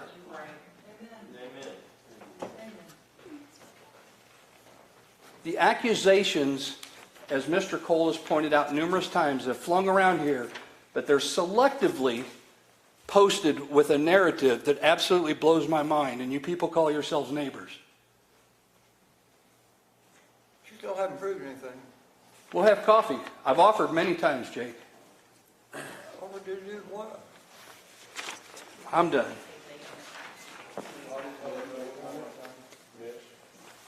Ma'am, I don't know your name. One you was talking about the farm. Chrissy. You was talking about the farm. We're currently looking at different ways to constitutionally farm this farm. If you don't believe me, ask Carol. She was attending the meeting. I'm sorry? I do talk to Carol. Ask her. Ask her. She can verify that we've been in a meeting with. Okay. Well, don't. Again, when you don't start accusing me again. So we're still looking into ways. We just keep running into roadblocks. I've been on the phone. I've been on the phone with Ford County Vice Chairman trying to figure out how they're doing it. So don't. We're trying to find something, but it's a tough battle, believe me. It's something to that, Mitch. If they're finding a way to do it, there's no guarantee that what they're doing is correct. Bingo. Because I don't think what they're doing is correct. That's my professional I'm just trying to get ideas of whether they're right or wrong. We're still trying to determine that. Yeah. So, in everybody's brain, when you're thinking about how to properly operate this farm as a government body, you have to ask yourself the question, what is the direct use of the property? And then you have to ask yourself, is it a direct use or indirect use? If it's a direct use, then the county can do it if it's legal. If it's an indirect use, so if somebody else does the farming, the management, and leases it, if it is not constitutional, if the parcel does not demand tax exemption as the county can use it, then it will not ever get tax exemption as somebody indirect using it. This is new to me information.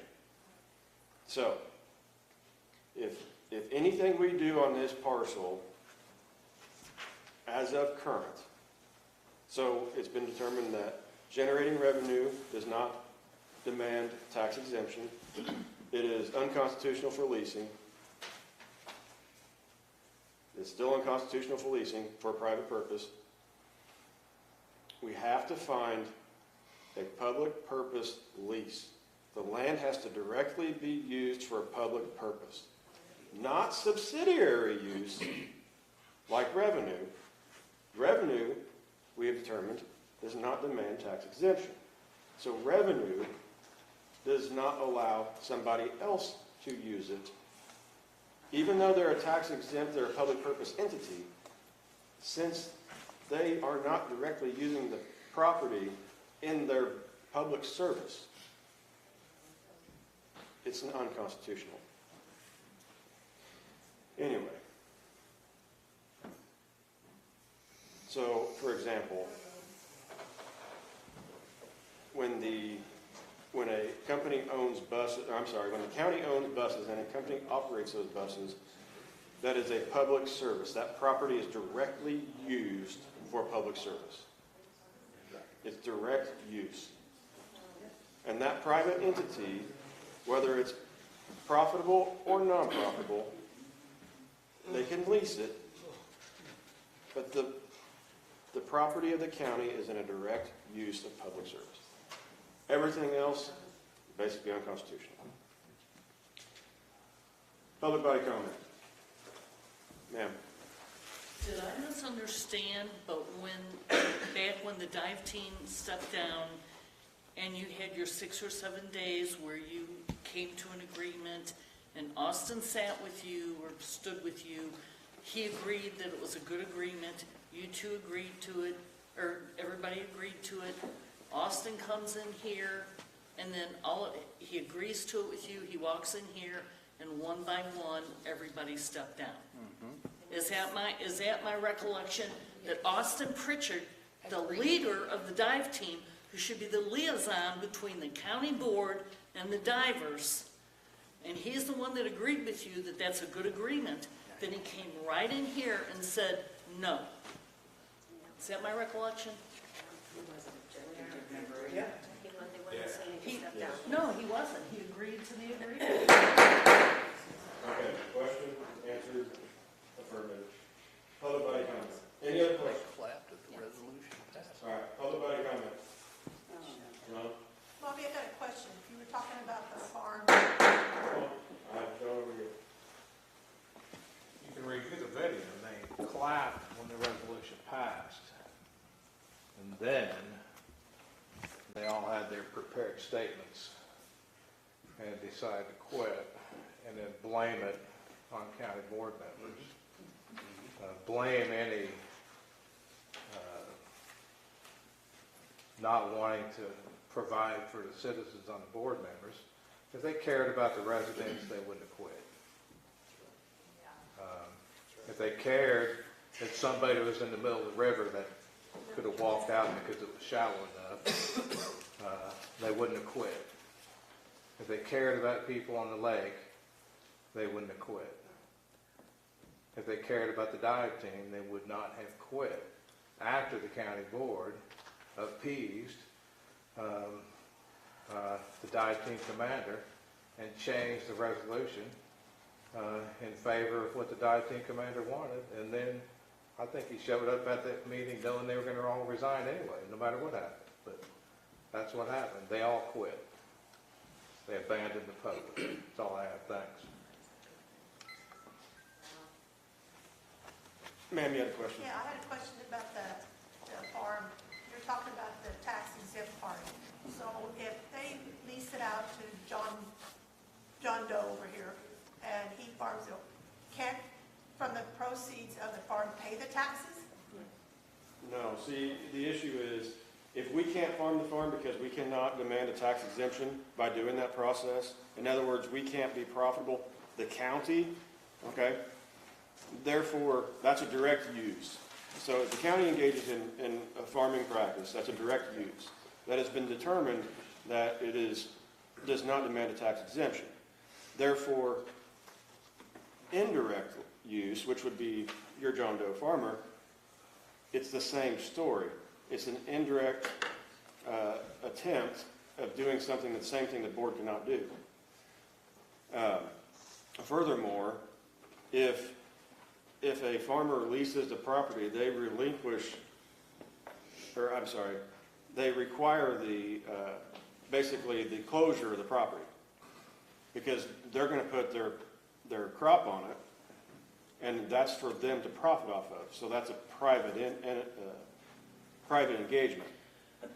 So the private engagement of a farmer leasing property closes off the property from public access. So that's why the public purpose part of it is basically Achilles' heel. Well, I know you guys had mentioned something about doing stuff with the FFA. How did that get turned down? The local FFAs? I just remember it was in discussion about trying to find a a way to do for public. Mhm. And the mention of the FFA came up, and never anything else after that. So was it investigated, was it So a couple checked years, out? yeah, a couple years ago, former board member Dave Ogden and current member Chuff engaged. I assume didn't you engage several? Well, we got a hold of private attorney to create a pilot program template. Yeah. Dave went to Shelbyville schools to see if they'd be interested. They didn't say yes, they didn't say no. So it's In not, public plots or whatever. so it's not been an approach since then? I'm sorry? It's not been Well, approached or offered I was since? getting ready to do that, and I called David and said, who's your contact person out there? And then I talked to somebody else, I can't remember. Can't remember who it was. Maybe it was you. I don't remember. I've talked to so many people on this issue, but Shelbyville gave up their ag plots last year, the year before. So if they're not farming their plots, what makes me think they want to farm Shelby County? So I think that door is closed. Wouldn't we have to offer it to all the schools? Well, and the issue with the And there are FFA, equal schools. I mean, it doesn't have Right. to be Shelbyville. Right. but it would,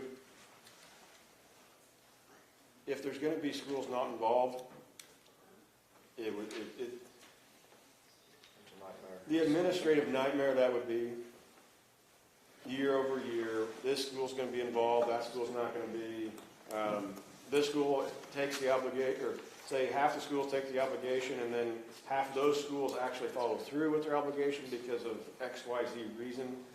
200 acres is not a small thing to, undertake. I mean, it doesn't matter if you're a big farmer or a little farmer, it's still an undertaking to do.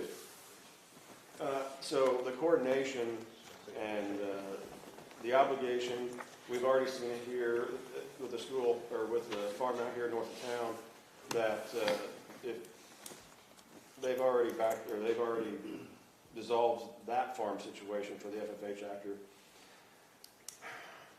There is still some lingering ideas out there, and I'm still in communications with some education-based entities, but I'm not ready to relinquish any of that information until they are willing to come to the table and talk. That was my question. And really about the only entity that could functionally use it is an educational base That's why I was entity. asking, so like Finley could do it this year, and Moequa could do it the next year, and, the different schools have to let them know, this is your year's next year, or something like that, Yeah. if it has to be public based. I have a question with that, with the different schools. Do they have to do those farming during school hours? Does that have to be done during school hours? Because there's no way a kid from Moequa could drive to Shelby County, or to Shelbyville, do their farming during a class period, or even a half day probably. Or See- Okanee, or somewhere like that. They couldn't get here. Right. So let me go back to the direct use of the property.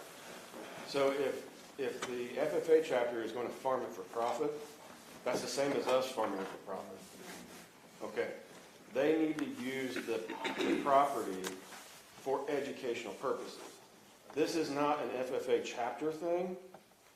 This isn't even a county thing. This is much bigger, much broader.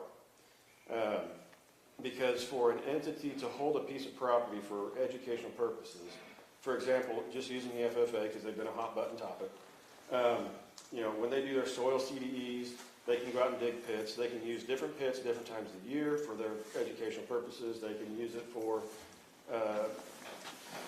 plant identification, weed identification, or insect, trees, forestry, et cetera, et cetera.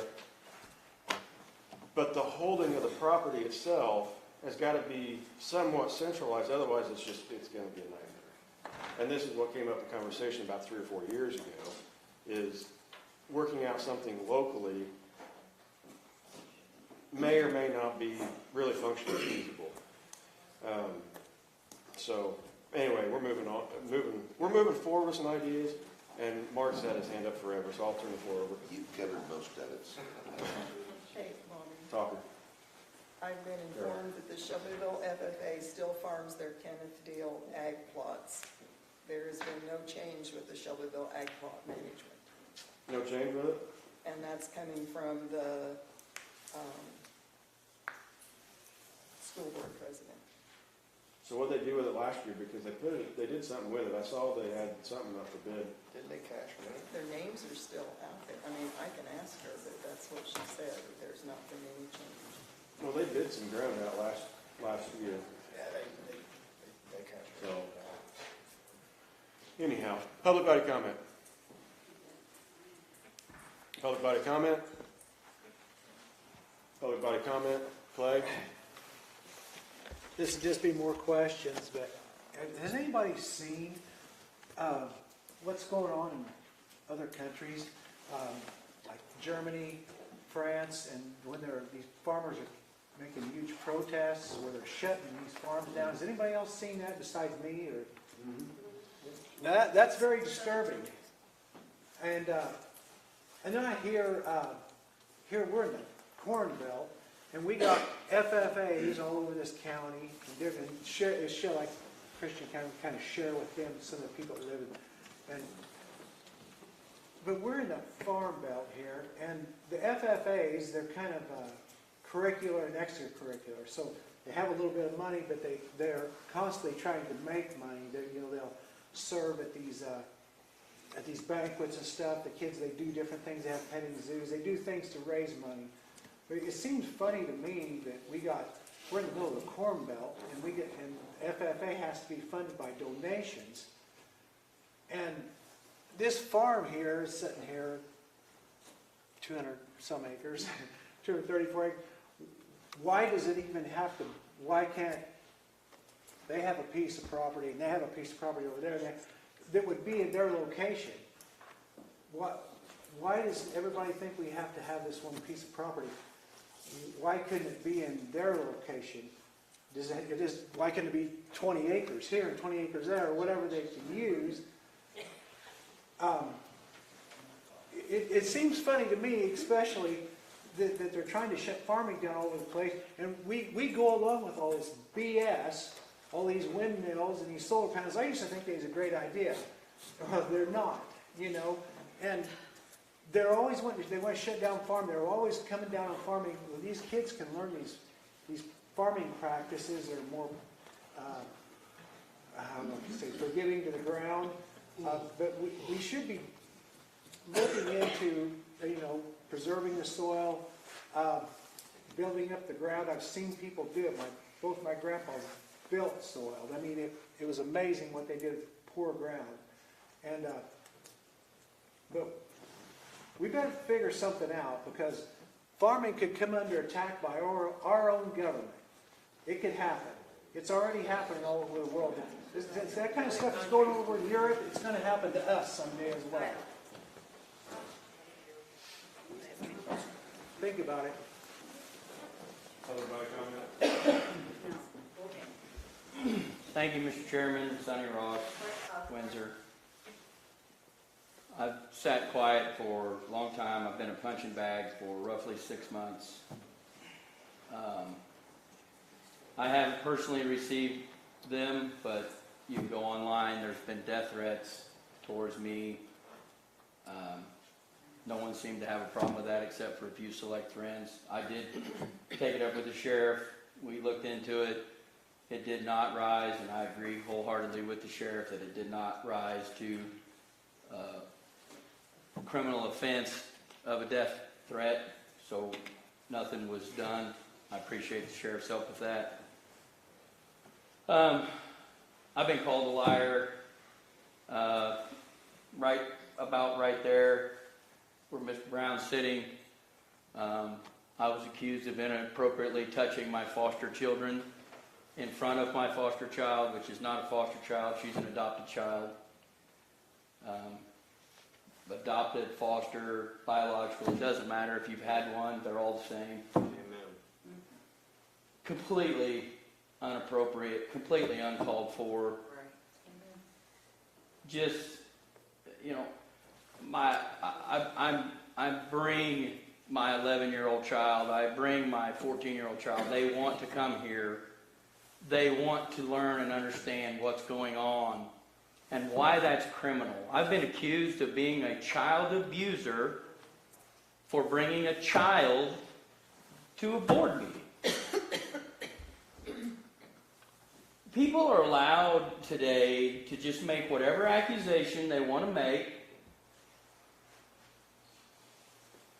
And I don't have a right or an ability to defend myself. And it's ridiculous. I'm an elected official, I get it. I can't do anything on social media without someone attacking it. I've had attacks from this county towards a business in another county. I've had people try to rally together boycotts against my business. A dear friend of mine has come under heat in different times. This is crazy. And, I'm teaching my children to stand up for themselves and to stand up for their family. And adults in the room can't keep their mouths shut long enough for an 11-year-old, 12-year-old to say something. Where are we? Where are we? My last daughter that stood up, 14 years old, she got heckled as well. Is this where we're at? I mean, are you okay with this? Mr. Chairman. And why am I not to bring them here? I'm sorry. So, Sorry.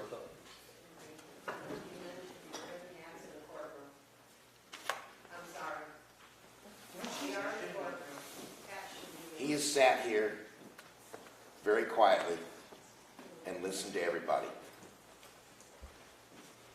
I think you could give him the same common decency. People even interrupted his daughter and his other daughter's been here. What are you teaching kids? You want them to be respectable when they grow up? Please treat them as you would want to be treated. Thank you, Sonny. Thank you, man. It's just sad. It's sad and it's quite ridiculous, just to be honest with you. I've been accused of inappropriately making keys and illegally entering the dive shed and stealing wax cards. I've been accused of stealing county-owned property. And the county board tries to take action to investigate that, and there's this massive outcry from the public not to investigate it. I say bring it on. Investigate me. I have nothing to hide. You want to call ISP, I'll get you the phone number. I didn't do anything wrong. And just because you want to sit in the pew and you want to hurtle bombs doesn't mean you're telling the truth. I did not do everything right with regards to the dive team.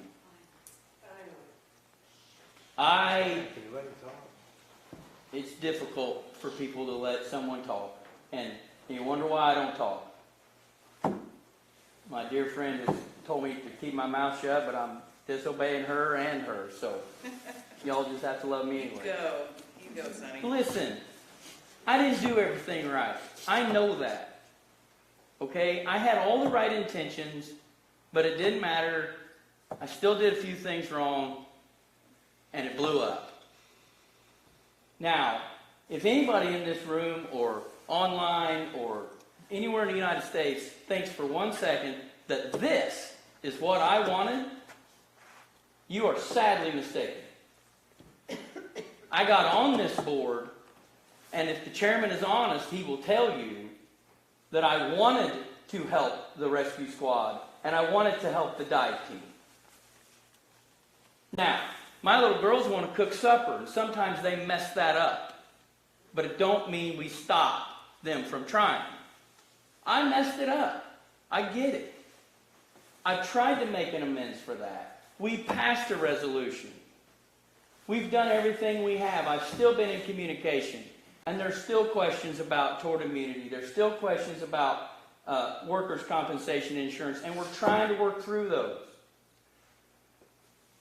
I failed on July 18th in failing to have on the agenda the board chairman to appoint the commander. That was a failure. I didn't realize it until we got in executive session and it was pointed out that we were going to leave July 18th and there still wasn't going to be a dive team because the board chairman couldn't do anything about it. We finagled an amendment, which I was wholeheartedly in favor of. And we passed it. The board passed it unanimously. The crowd cheered. I thought, this is great. Everyone's happy. But because I refused to resign for my failures, they walked out. Now, I have never said that I was perfect. I've never said I didn't fail. But if we kick everybody out of here for every time they trip and fall down, there's not going to be anybody sitting at these chairs. And people want to know why nobody runs in these races to be on this board. Why would anybody want to sit here and be a punching bag for 6 months? Amen. It makes no sense. Go back and watch the tape. I begged the commander to not resign. He was the last person to resign. I begged him not to resign because with him in place, we had a path forward. As it is right now, the resolution we can't have a commander anyway because the board chair doesn't have the ability to appoint a commander. Has anybody even thought about that? You want to yell and throw stones, but have you even read the resolution to realize that we have a problem because we were trying to fix a mess? No, there's still a problem. I'm just tired of the name calling and accusations hurled. This has got to stop. It's got to stop. I've kept quiet because at no point in any of the process, at no point did I want Austin Pritchard removed as commander. I wanted him to stay as commander. I understand where he come from, seeing he didn't agree with that. I acknowledge that was a mistake of mine. I've tried to apologize and make amends for that. There was a lot of things going on real fast. I screwed up. And I apologize to the board, to the county. I'm not leaving public safety. I'm not leaving the board.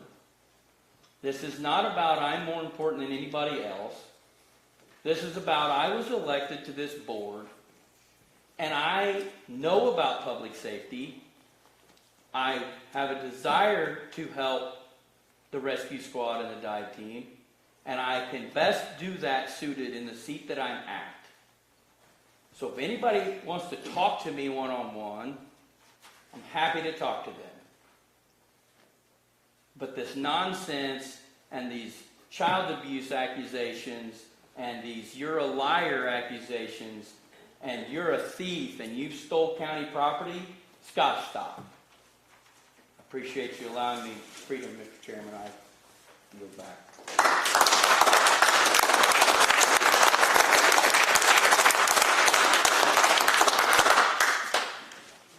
Public body comment.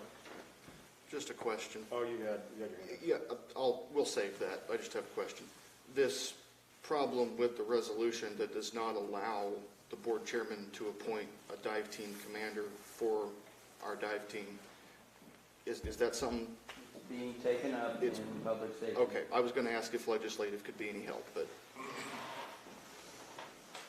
We're taking it up in public safety, and we will very likely run it through legislation for approval to go to and make sure that all the I's are dotted and T's crossed. We are at your disposal. Public body comment? Public body comment? Public body comment? Yeah, I'd like to say just one more thing. Ma'am, I listened to ma'am, what ma'am. Sonny said. You've already been No, this addressed. is a compliment to you guys. Okay. I appreciate him actually saying that. What I think part of the problem also is miscommunication. things isn't getting out to the public, so therefore we're only seeing part of the picture. And that's why I was asking about the farm, because last thing we heard was, they're going to sell the farm, they want to sell the farm. Well, now I hear that you guys are still working on it. Great, let us know. Well, we're still working on it. Come up to this roadblock, but we're still working on it. I didn't hear anything about Sonny's, any kind of abuse stuff. I don't know anything about that, but I appreciate him saying that kind of stuff. Well, not the nasty stuff, but you know what I'm saying. Just be a little bit more open with this, I guess. So there's a lot of new faces on both sides of the bar here. And I will tell you, about 3 years ago, maybe 3.5 years ago, we went through this same exact conversation with the prior board. Mark and I did a bunch of research. There's a couple other board members that did a bunch of research into the whole situation. And basically, we've been rehashing the same thing for about 4 years, and it's really unfortunate that we're still here. But, you know, and quite frankly, there's one little sliver of idea out there that's still possible, but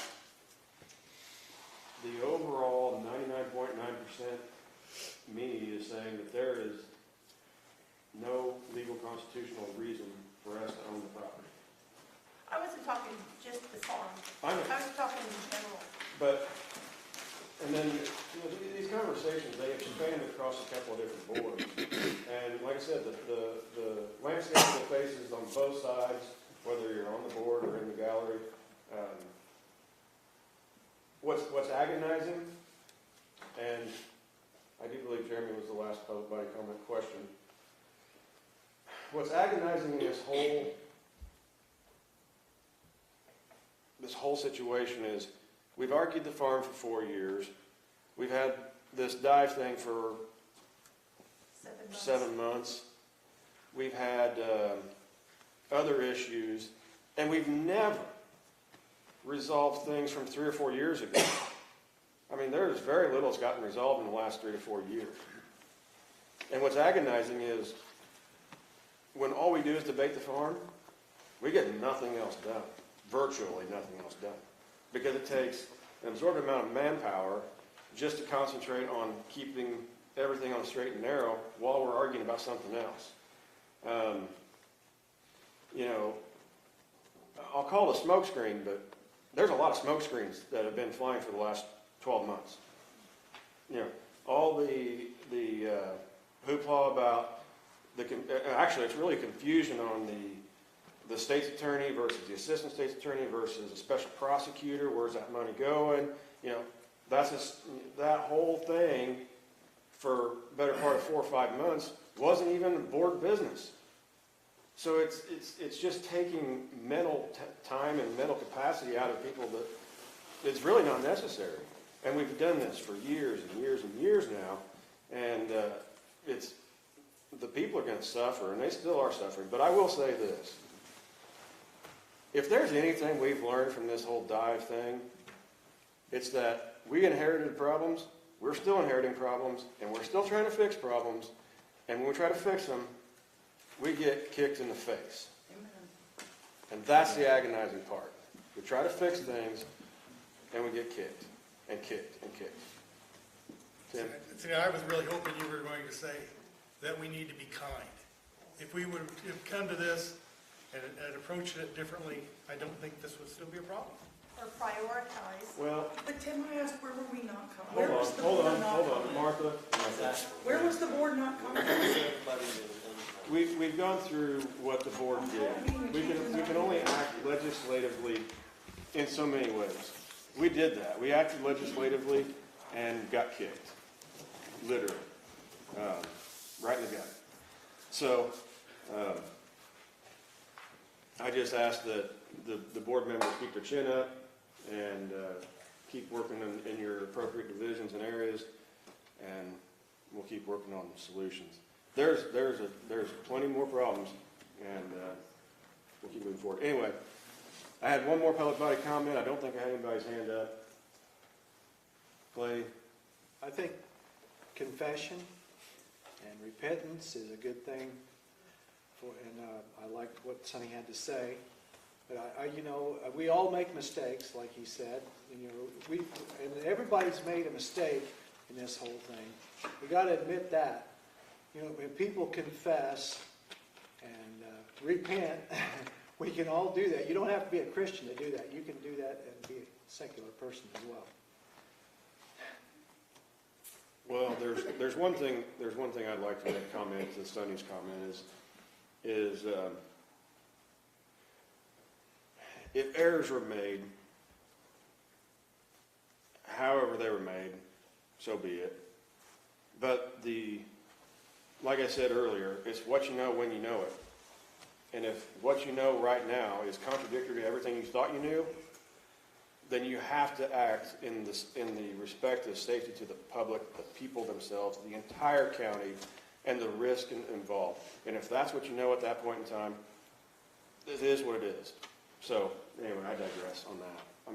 We've beat a bunch of time on this. So, any other public body comment? Can I get again? No? Okay. I thought I saw it flicker over here in my corner. Public body comment? Once, twice, 3 times. Second. Motion to adjourn, seconded by Lori. All in favor, say